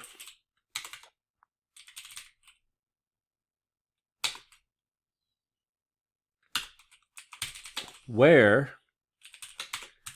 the AC number is precisely equal to that thing that we were given in the question. So for this AC number. So this is just a regular aggregate query. This is not a group by or anything. This is just a regular aggregate query. Because what we want to find out is what's the average number of hours that one's flown. Because we need that to compare to the other ones. So so far we've got this, but we want to add this to it, and it kind of flows together, right, as you work on it. So having an average number of hours flown that is greater than, I think it says strictly greater than, right? So it's strictly greater than 3.95. You could almost, once you get the query right, you can sort of substitute in your mind. I think that helps. I should have said this already, but substitute in your mind the actual answer when you get it. So run the query, find out what the average number of hours flown by that plane is. That's 3.95. Now you want to group these things by average hours flown and their AC numbers, where they have an average that's greater than 3.95. Just think of this whole thing as 3.95. And I think that helps write the query sometimes in your brain. Except we're selecting what? We don't have to select the average number of hours flown because we don't care about that. We just want the AC. We want the AC numbers that have a higher one. So the information we want are the actual planes that meet that criterion of having more than that other plane, right? Then we want to display the aircraft number and the model code for those planes, for these planes. So the cool thing is that the AC number and the mod code are in the aircraft table So we just need to do a select star. Now you might not remember that. You might have to go back and look. But if you go back and look at the aircraft table, it has the AC number as the primary key, and then as a foreign key, it has the mod code. And that's the only stuff that we want. So we got everything we need right here. So we say from aircraft, and then we have a where clause where the AC number is in that list of planes that met that criterion of having the higher average. I said this was like more complex, and it's actually not that bad. I want to go through it. So it's these two planes. That's the aircraft number and the model code of all the planes, all the aircraft's planes that have a higher average charter hours flown than that particular one. And if you go back and check, that probably checks out for you. It was those two planes. So that's the answer to that one. And it's time for me to take a dinner break, and maybe these like this dog right here is crying. It's about time for him to eat and go for a walk, but it's raining, so I don't know if we want to go for a walk today. I saw your ears perk up. So I'm putting you guys on pause. I hope nothing crashes in the meantime. And then I'll be back with you for the rest, the second half. Oh lordy. So if you don't want to hear this, just look for me to do something on the screen if you want to fast forward, and that means I'm on the next question. So question number 8. So I took the dogs for a walk, and we took the short walk because it's still kind of wet and a little rainy. And it's coming around towards the end of my loop, and there's this big kid. I think I've seen him before, like years ago. That's a tangent, so I won't go on it. But he had a husky on one hand. It was kind of like twirling. You know how they'll twirl on a leash sometimes when you're holding it close. And this black dog on the other hand, and he's kind of standing at the sidewalk like he's about to cross. And I think he got in the middle of the road, and I kept watching because I'm like, do I need to make sure everything's okay with it? Because I care about dogs more than I do people. I don't care what happens to the dude, but if those dogs, it's the main drag through my neighborhood. It's like a block over from where I live, and people drive way faster than 25 miles per hour. Obey the speed limits, people, especially in neighborhoods. Come on, you're not special, and this stuff like this can happen, and that's why you need to be slow. So. That's a spoiler. Nobody got hurt, but that sounded like ominous. But the husky slipped the collar, and he chased after it, and left this other dog behind, and that dog was loose too. I'm like, why does he let both dogs loose? And I think slowly over time it occurred to me that the dog was loose to begin with and was kind of hassling him and his dog, and then his dog got loose, and so he didn't care about the dog he left behind. So I'm watching this dog, and I've got 2 dogs who are aggressive. They're on harnesses. They're well leashed, so it's not going to mess up. But anyway, they're not going to get off their leashes. So I tied them up and tried to coax the dog, who looked like it would probably come to me, but eventually I had to take them home and bring my leash back in my car. And I got the dog. I found the house that was kind of hanging around, because it hung around like 3 houses, but the one in the end felt like it's probably home. And I knocked on the door, and some kid answered. And he's like, "You verified?" And I kind of like, "I'm going to trust it's your dog." He said, "I'll dog. It's named Cash." I think it was the right dog, but I have the phone number of the vet if I need it. Anyway, that's my story. That's me caring more about if there's a dog in trouble, I'm going to stop whatever I'm doing and help that dog. Be forewarned, even though actually I don't know why I'm warning you, because it's probably never going to involve any of you. All right, so story over. Let's do the next. I didn't eat, by the way. Let's do the next question. All right. So this is what I've got for my note on this one. Display the full name and phone number of each aviation customer who has not chartered a plane. And then it says in all caps, "Fix this one." Telling me that I've messed it up, and like later on, because I'm lazy, I'll fix it before I ever have to use it again. I don't know what was wrong with it, because I think what I've got is okay. So this is what I mean. Actually, I can see what might be wrong with it, but we'll check it. So let's go ahead and start with our base query, which is the one we've been using all along. So select star from charter. What's that going to do? That's going to show us everything about charter, right? And one of the things it's going to show us is like the people, the customers who have taken flights. And it's been a while since I went for a dog walk, right? I don't know how long ago. And so my connection's closed in the meantime. I forgot about that. So I had to reestablish it. As long as you got your password and stuff saved in, you can just like, it'll reconnect if you tell it to. So this is all the charter info. We need to know the customers who have charter flights, which we've seen this one before as well, right? Remember, we got distinct maybe in there, but anyway. So what we want though is a list of people who are not in this list. So we want to get all, let's start with this. Let's select cuss code from a via customer.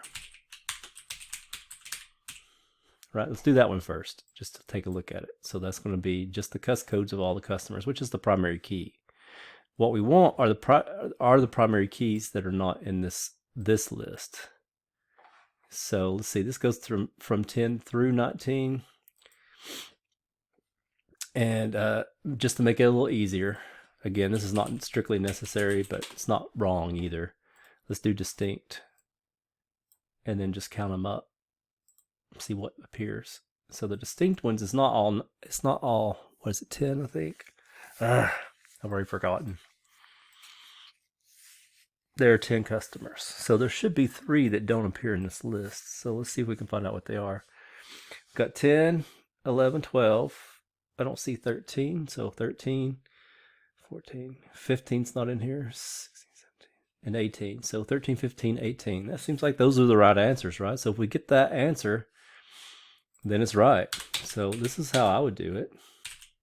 Not in. So not in.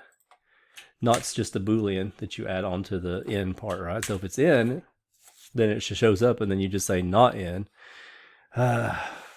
Where? Cuss code.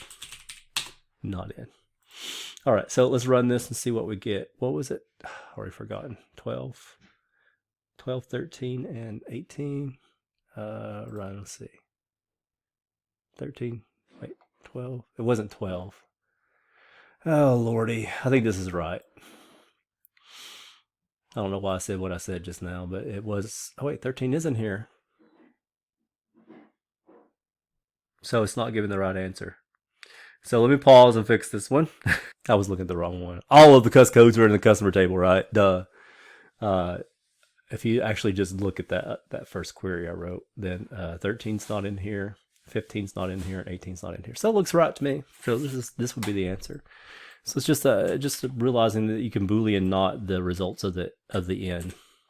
And I don't know why I've got this. There might be something else. Oh, and that's not the whole thing, by the way. You've got to do what they ask for, which is this. All right, so let's just run this part. Make sure it gives the right answer. And so that should be those people, right? Those 3 people. So leave that as is, and we'll go on to 9.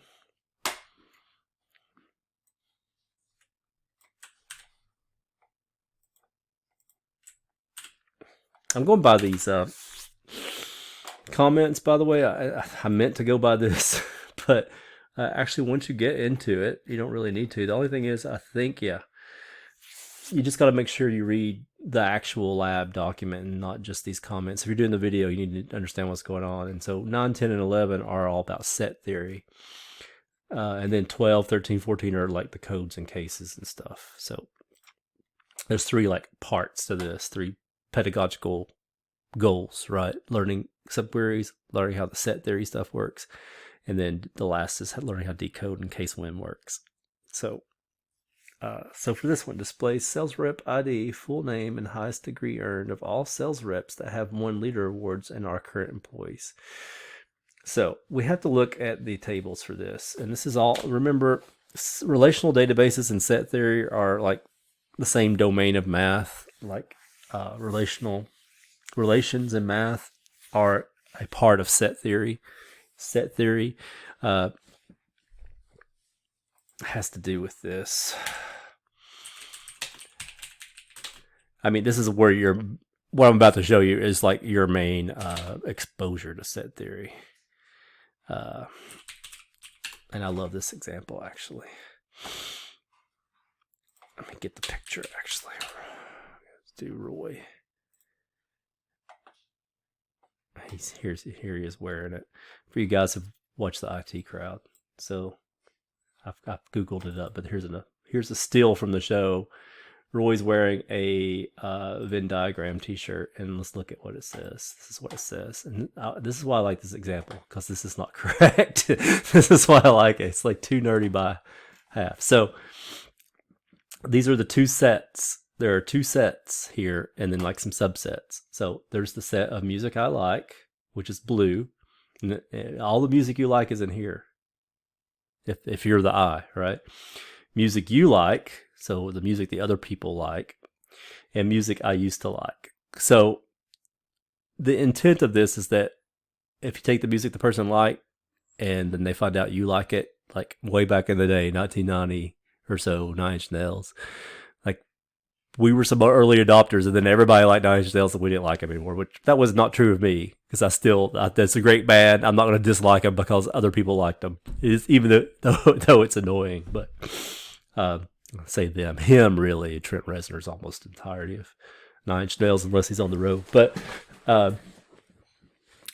this is incorrect. Why? Because the idea is that the overlap here, this is what he really needs, is like a takeaway set. So music use, it's kind of hard to show here, but I think I've made a version of this. I don't want to like do the right answer, but the problem here is this is a contradiction, because it can't be music that you like and dislike at the same time. So this intersection is supposed to be music I used to like, but it can't be. The way set theory works is that whatever's in here is in both sets at the same time. It's the intersection. It's in this set and it's in the set. So by virtue of music being here in the purple part, it must be music I like, and it's music you like. So really, this is just the intersection of music both of you like. Music here, in set theory terms, the music in the light blue is music this person doesn't like, apparently. Because if it were music this person liked, they would just be two circles that overlap entirely, right?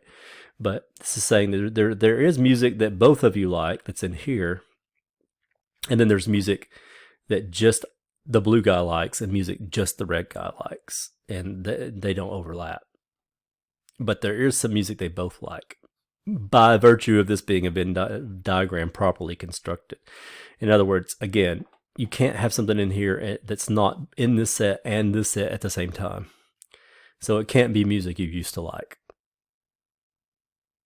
Not if it's the intersection of the two sets, which is further implied by the whole purple, red and blue mixed purple. So you could say that this is a third set that just happens to look like an intersection, but it's not really an intersection. It's just drawn like it is, but that's kind of like that, whatever. But anyway, it's wrong. I don't know if anybody discusses this anywhere else, but this is what set theory is. It's like the basic set theory, really, but intersections of sets, and then unions. Unions would be a union. The union of these two sets is everything. So both the music that you like, but the other person doesn't like, and it would include all of it. And then you could have you could do difference, where it's the music you like minus that's what they're trying to say. The music you like. There's no sense of time in set theory in this particular example. It can't be music I used to like and now and whatever. That would be a third set, kind of. I hope that makes sense. So, but this is the long and short of that. That was supposed to be like a funny demonstration of introduction to what kind of stuff we're talking about. So the way this has to work is, let's look at the document again. So sales rep leader. Those are the two tables. This one has an S on it. I might need to fix that, but sales rep leader, I think there's only two. So let's see. Select star from sales rep. And then go ahead and the same thing, do select star from sales rep leader. And these are in the JJ table. I think it says that here, that it's in the JJ table, so you don't have to create these tables or whatever. Where is that? Here it is. Yeah, it's in the JJ table. So, so let's see what's in each. So in this one, we've got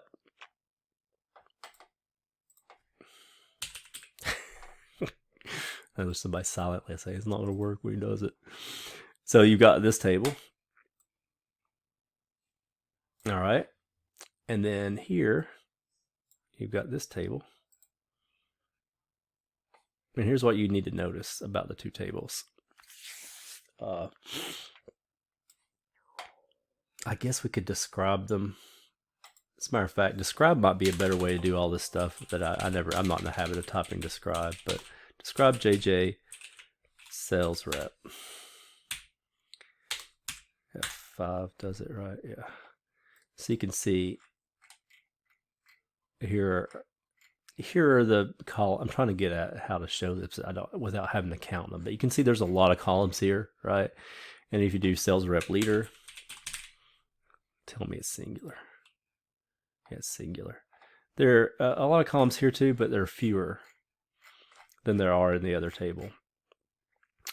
The way the set theory works, in order to do the set theory operations, set operations on tables in Oracle, is that you have to have the same structure on both sides of it. So even though these two tables are different sizes, like this one has more columns than this one, a lot of the columns are in common. So you can do the set operations as long as you only involve the columns that they have in column or a subset of those columns. So for instance, you can do set operations if you just do the sales rep ID of both. And why can you do that? Because they're both named sales rep ID. I think that doesn't even matter. What matters is that the type is the same. So this is number 38. This is number 38. Check me on this. I'm not sure about this next part. I think the 38 would have to be the same for both. You're specifying that it's a 38-bit number or digit number or whatever. Here you got varchar 225. So if you wanted to do the last names in both in the set operation, these things would have to match. So this is not going to make a whole lot of sense. If you're not following me, don't worry. It'll make more sense when I show an example. So the question again was, let's see what it was. It was display sales rep ID. So here's what we can do. This might make a little bit more sense. So select from, let me select star first. Select star, not open parenthesis, but select star from JJ. So frustrating. JJ sales rep. So not that though. We're going to change it to where it says sales rep ID. So I was going to put an alias there, but I'm just going to do here because it'll come up eventually. Sales rep ID, full name. So full name, by full name, I'm going to take it to mean, let's look and see. Last name, first name. So first name, comma, last name, highest degree earned. What's that called? Highest degree. Highest degree. And it pops up. And that's when you know it's right. All right, let's run that. Now, here's what I want you to see.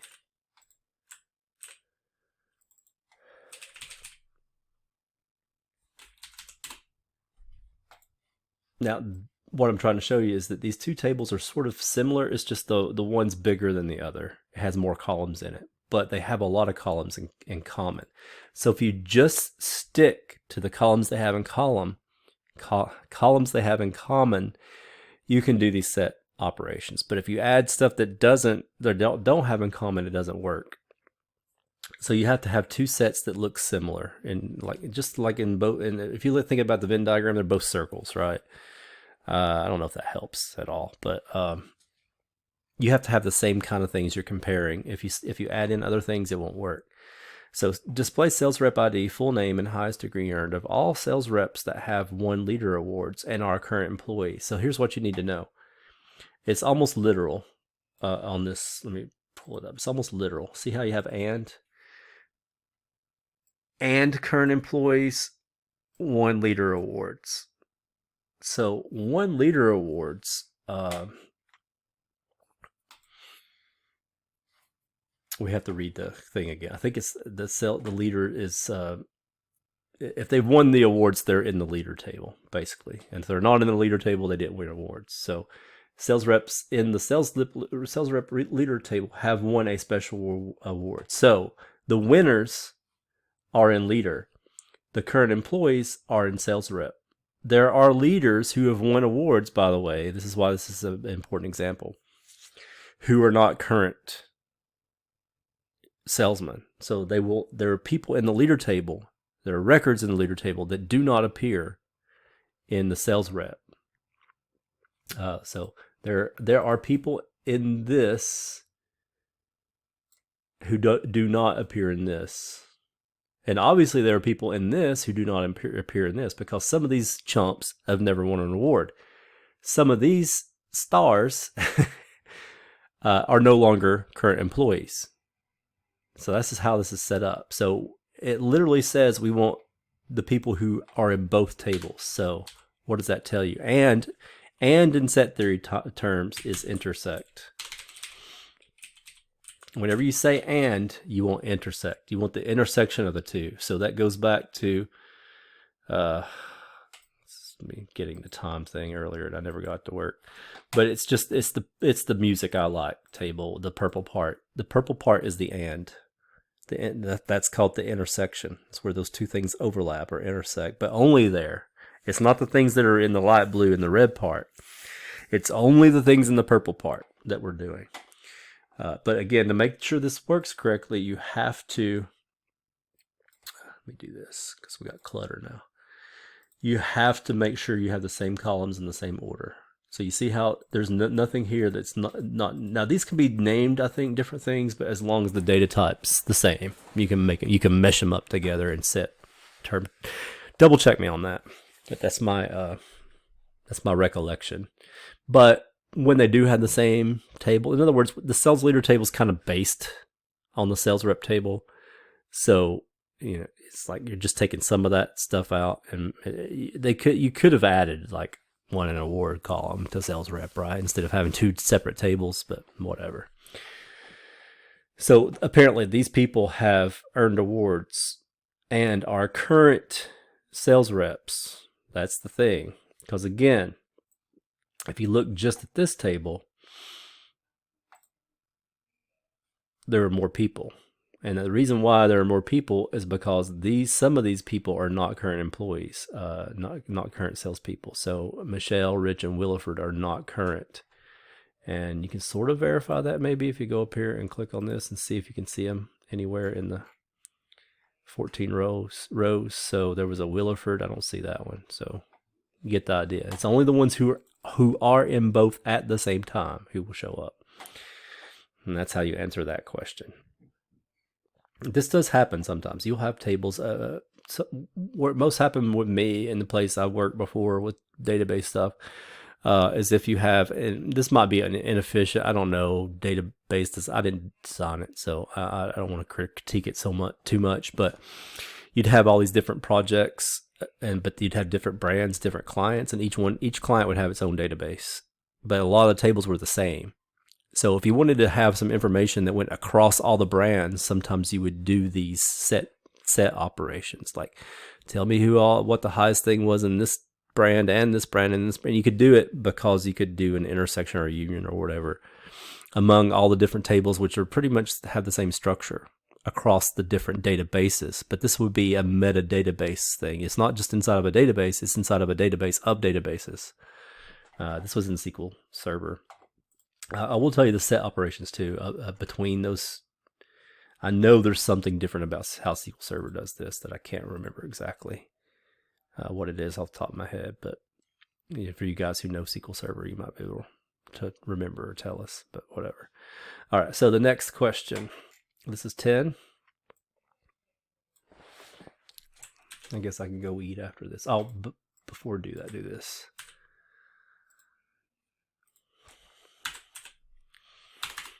So 10 is this.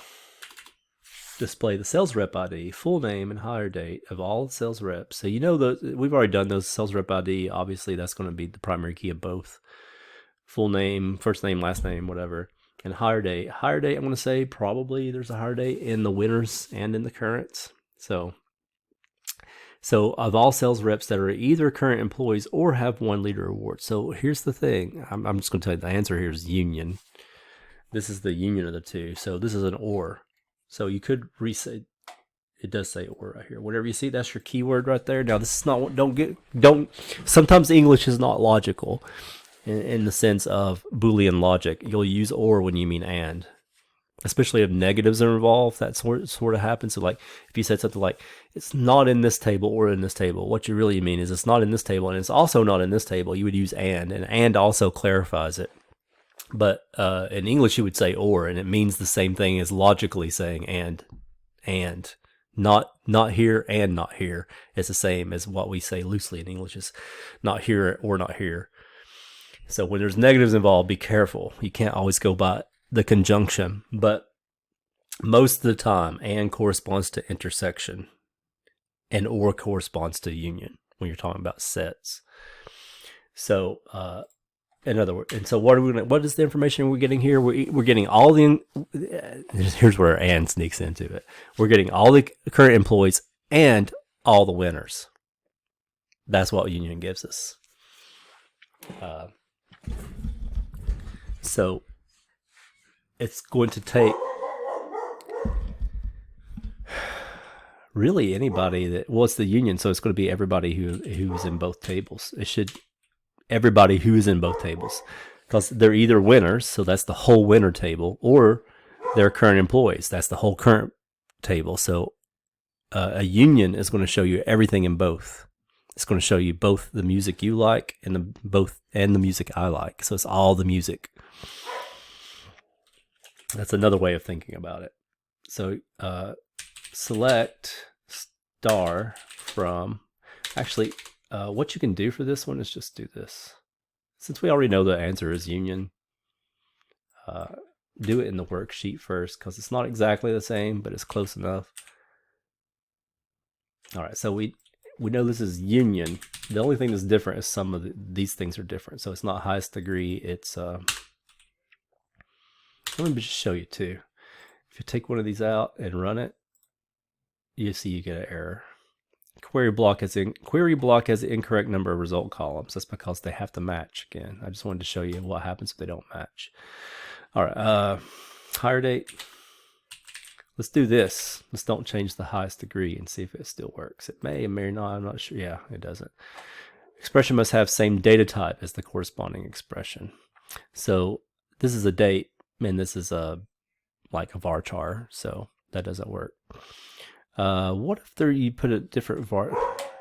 You know what? I'm not gonna do it. I'm just gonna show. I'll just do hire date here and give you the right answer. I'll let you guys experiment about what kind of set theory stuff will work and what won't. But again, what you should have here in this result is everything from both tables, really. So there's 11 things in one table, and there are, except this. It's everything in both tables, but some things are in both, so they will only appear one time. So what you're not going to get when you use union is this. Let me show you. Let's do it small with the play button, so it's fewer results. So there's 5 here. And there's 14 here. You're not going to get 14 followed by 5. And why is that? The reason is because some of these things are in both. Some of these people are current employees, right? So you'll just get the 14. If you do union, you're going to get the bigger of the two. You're not going to get them added together. And the reason is because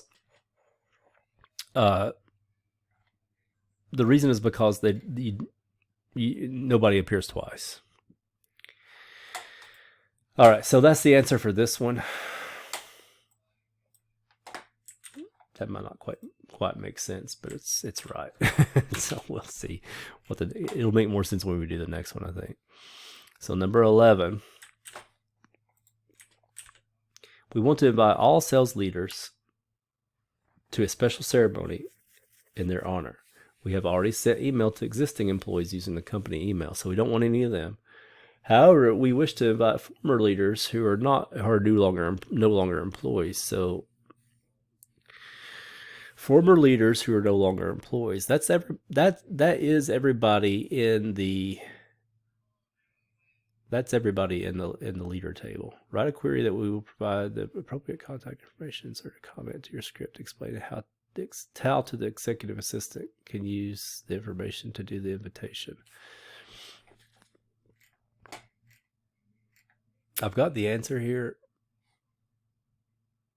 but I don't understand the question right away. So let's see what we got. We want to invite all sales leaders to a special ceremony in their honor. Okay, good. That's the sales leader table. We have already sent mail to the existing employee. Oh, so some of the sales leaders are current employees, so we do not want to like double dip on inviting them. By the way, let me stop right here before we do this one. And I probably shouldn't do this because we're part way through that one. But I wanted to show you what I was talking about because I thought this was the next question, but it's not. So I'm going to go ahead and talk about it. Union all will give you the duplicates.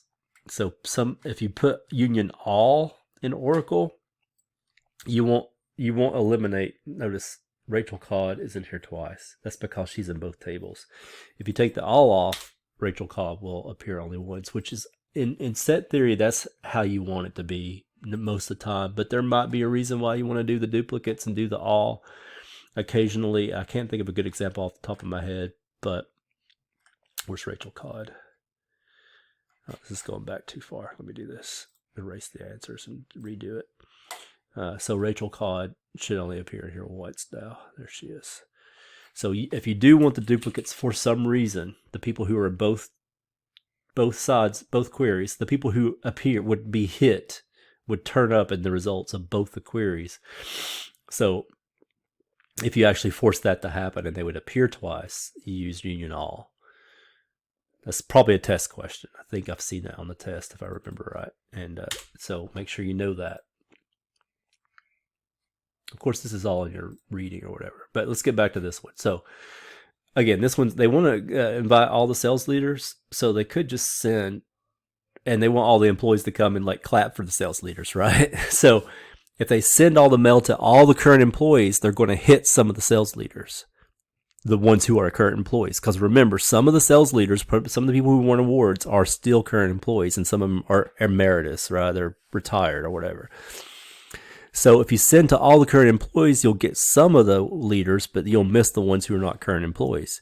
But if you've already sent all your mail to the current employees and then you send again, kind of a union all sort of thing, where you send email to all the sales leaders, the ones who are current employees will get two mails, and that's kind of inefficient. So what we want to do is just send email. We want to send to all the current employees first, and then we want to send another batch of not email or snail mail, probably because it's invitation, to the leaders we didn't already, who are not current employees, the ones we haven't sent mail invitations to yet. So here's where you use minus. This is kind of like what I was saying about Roy's shirt. Probably should have a minus somewhere to do what he wants. So, and again, you could just take the queries as is. The only thing is, because it's mail, you want to change what you're actually doing a query on. So you want, let's see, sales rep ID. I don't know why last name is first here in my answer. It probably says that somewhere. I don't know. In the question, I guess. I don't remember it. You need the address, of course. City, state, zip code, home phone. So, the contact information in case you have trouble with the, in order to get the invitation to them, and I guess maybe the phone number and stuff in case you have trouble contacting them. I don't know. So this is the union. So let's see what the union looks like.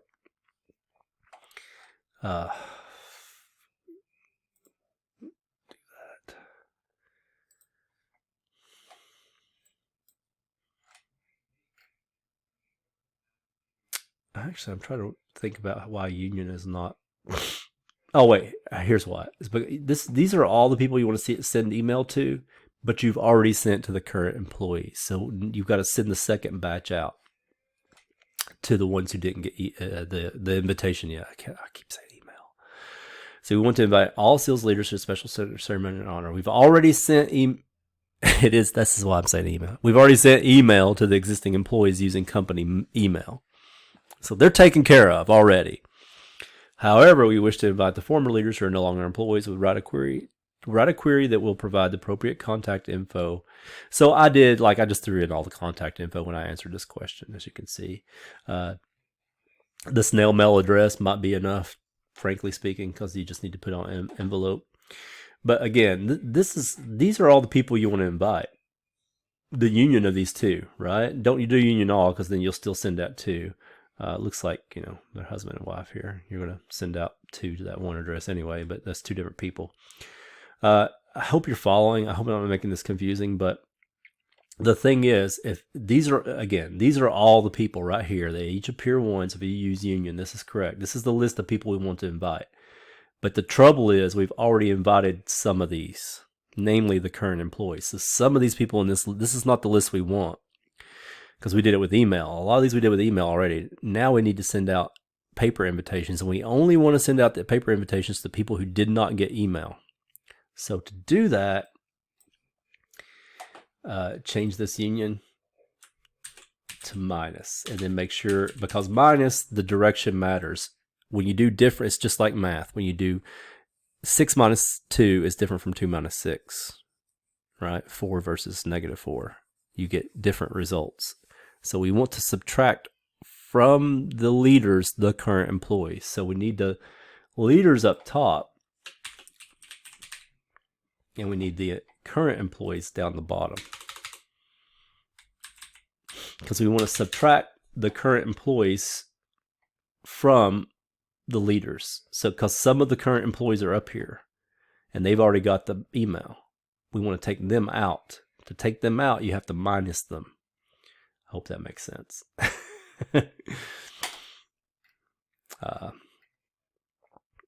Let me just make sure by checking my answer that I did it. Yeah, that's right. So let's do this. There shouldn't be very many, right?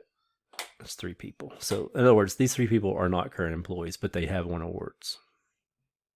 So this is the answer. In my answer, actually, I have, this works, I think, better, actually. But I was going to say I have 1 per line. Sales rep, last name, all down. You can do it. If it makes more sense to you, then go ahead and do it that way. All right. These last few are like the painful ones. And again, you might want to save this as you go so you don't lose it.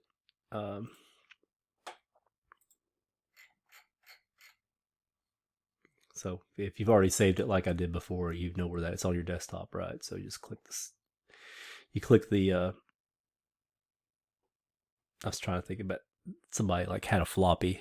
The joke is they had a floppy disk, a 3.5-inch floppy. Somebody said, "Oh, look, somebody made a, what do you call it? 3D printout of the safe icon." I don't know why I thought of that all of a sudden, but okay. Here's the next one. Here's the next problem, number 12. And it's annoying because my the thing I've got doesn't like the text document I have doesn't like the characters for the possessive and stuff. So low priority, I don't know what this is supposed to be. Maybe some kind of dash or something. So, well, I mean, it's in the original document, right? It's Word, so that's, yeah, it's this thing.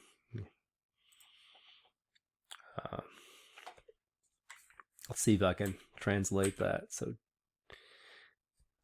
use decode statement to display the product name, description, cost, and selling priority from, sorry about the sniffy nose, because I was outside, I guess, from user JJ's product table, where the selling priority is derived from the brand value as follows. So discount maps to low priority, don't encourage. House maps to all of a sudden it looks right. What happened?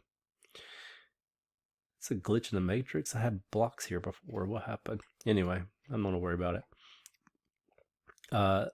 House maps to only sell if customer requested. Premium maps to high priority push. All others map to brand unknown. Let me see what's here. Oh, dashes. That's what they were. High priority dash push.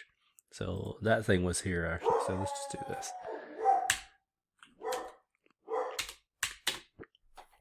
I thought it was these things that were not replaced, but yeah, they were already there. So it kind of tripped me out for a second. Oh, I do love dogs more than people, except when they're doing this. So this is where we use decode. So decode is used in the select to, like, when a certain value is some value. It's kind of like a switch, kind of like a case win in a way too, but different. So depending on what the value of the thing is, you take that value, and if it's a certain value, you actually print out something instead of what you would normally print in the select. So let's just show what I mean by this. So we're going to select star from jj.product, and I have p as an alias here. I'm not sure if that's necessary or not, but I must have started with it. I just kind of throw them in anyway, so in case I need them. So here's all the products. So decode display the product name, because we need to name the description, the cost, and what's that last bit? It's cut off on my text editor. Although I can see it here. Cost, Oxford comma, and selling priority from user JJ's product table. So the selling priority. Now the selling priority though is the one that's weird. So we can just do these other ones without thinking about it. We can just print them out as is. So product name, product description, p.description, p.cost, and then the last thing is the p.brand. Now some of these here's the thing again, and I would always do it this way. Just start, do what you can first. Let's see where we can get more on screen at once.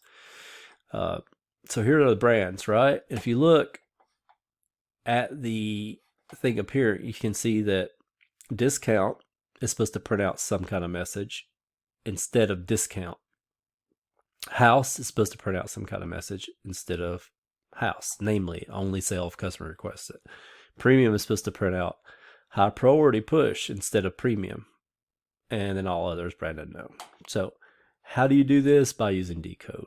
So you're decoding on the brand. Instead of actually printing out the brand, you want to do like a secret decoder ring. So you're going to decode on brand, and then you're just going to list all the different possibilities. So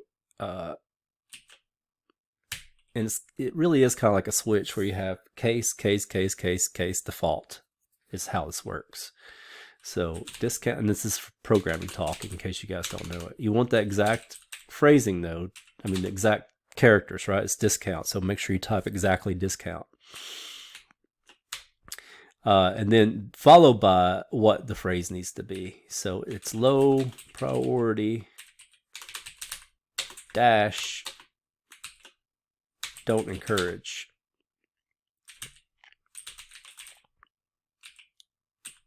And then, because this is part of the language, you have to make sure you do it right. And I don't remember how to do it off the top of my head, so I'm gonna have to look it up. But yeah, you need to escape this character somehow. So maybe that works. No, that would just close it. Let me pause while I find out how to do it. Okay, I think you can use that CHR function as well, but what I actually put first was so it's either backslash or repeating up the character to escape it quite often. And in this case, it was just repeating the character. So so that's the first part of the decode, and you might want to do something like this, so it makes it easier to read. So we're decoding on the brand, so put that on a line by itself maybe, and then do all the options after that. So the next option would be house only, no, not two, just one, only sell if customer requests it. And then the next choice is premium, high priority,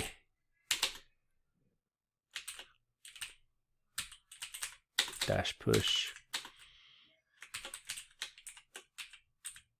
and then the last one is, this is the default, brand unknown by itself.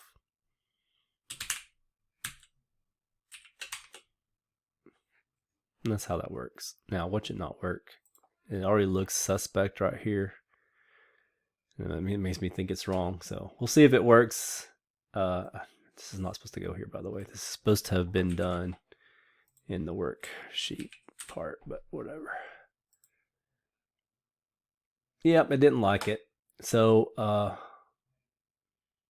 let me see how I fix it. All right, I don't know what I had wrong before you saw, before I paused, but I just copied over my answer and tweaked a few things because they had those weird characters in there that I had to fix. But man, two single quotes work.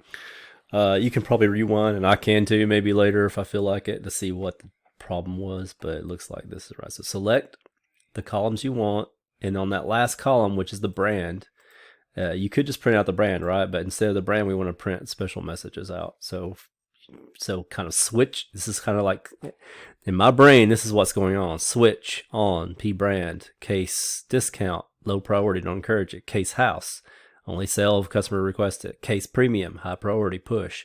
Default, brand unknown. That's kind of what's going on here. Do it with the scripting so it's a little prettier, but it's off the edge, isn't it?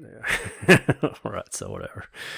You can make this even prettier if you wanted, and so it would show up. But low priority, don't encourage. So I guess this is for human beings. Like maybe you print out a report to give to the salespeople so they know what to push and what not to push. But this is a good enough answer here.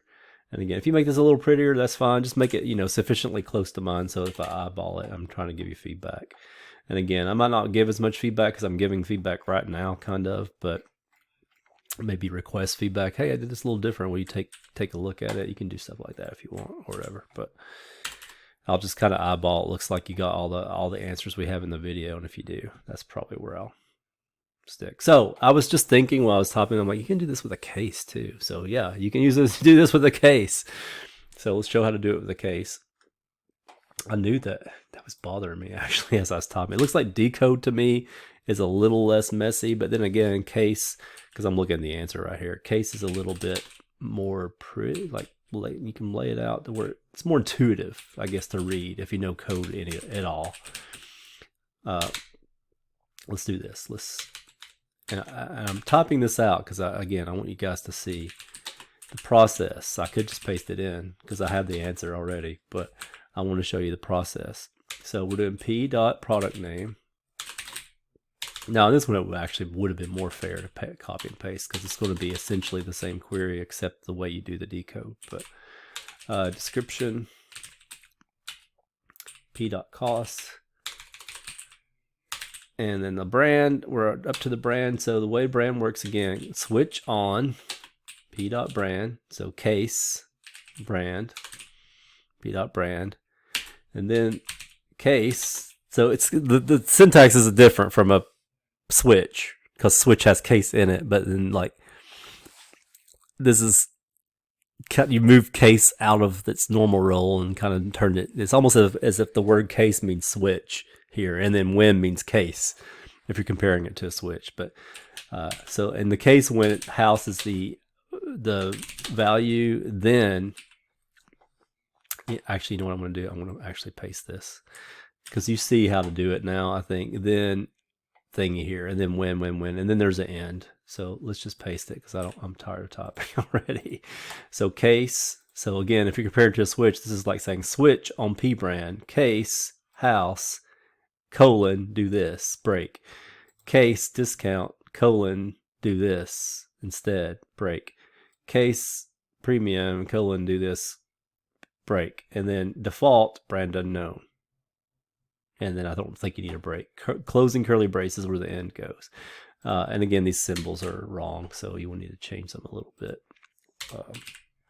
If you've got this saved as a text document the way I've got it, I don't know why these crept in and stayed there, but they're. So let's make sure this is working correctly. Close, run. Looks right. So this is the answer this is the alternative to decode, in other words. And then we got one more question. It looks like it's kind of longer.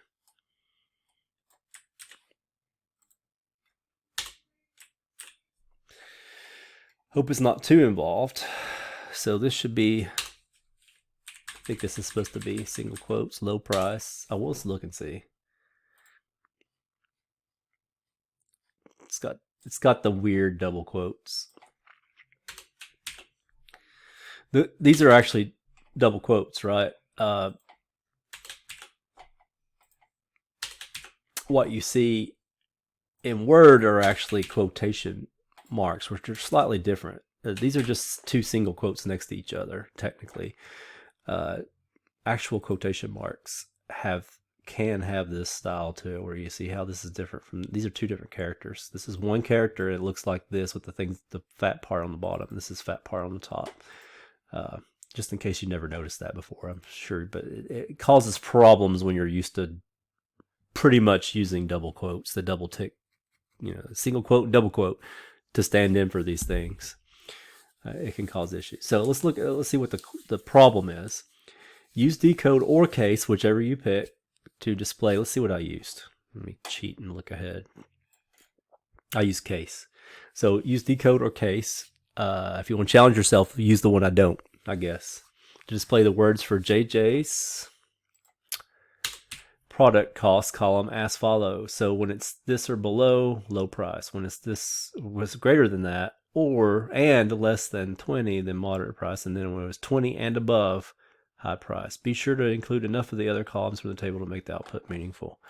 So I'm going to kind of cheat here. This one's actually not that hard, so it's pretty short.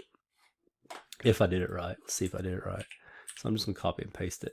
So I think this is just the main thing this is meant to show you, is that you can use ranges along with the wins instead of just equal, right? The thing we had before was like an equal. So when it's completely equal to house, exactly equal to house, then do this.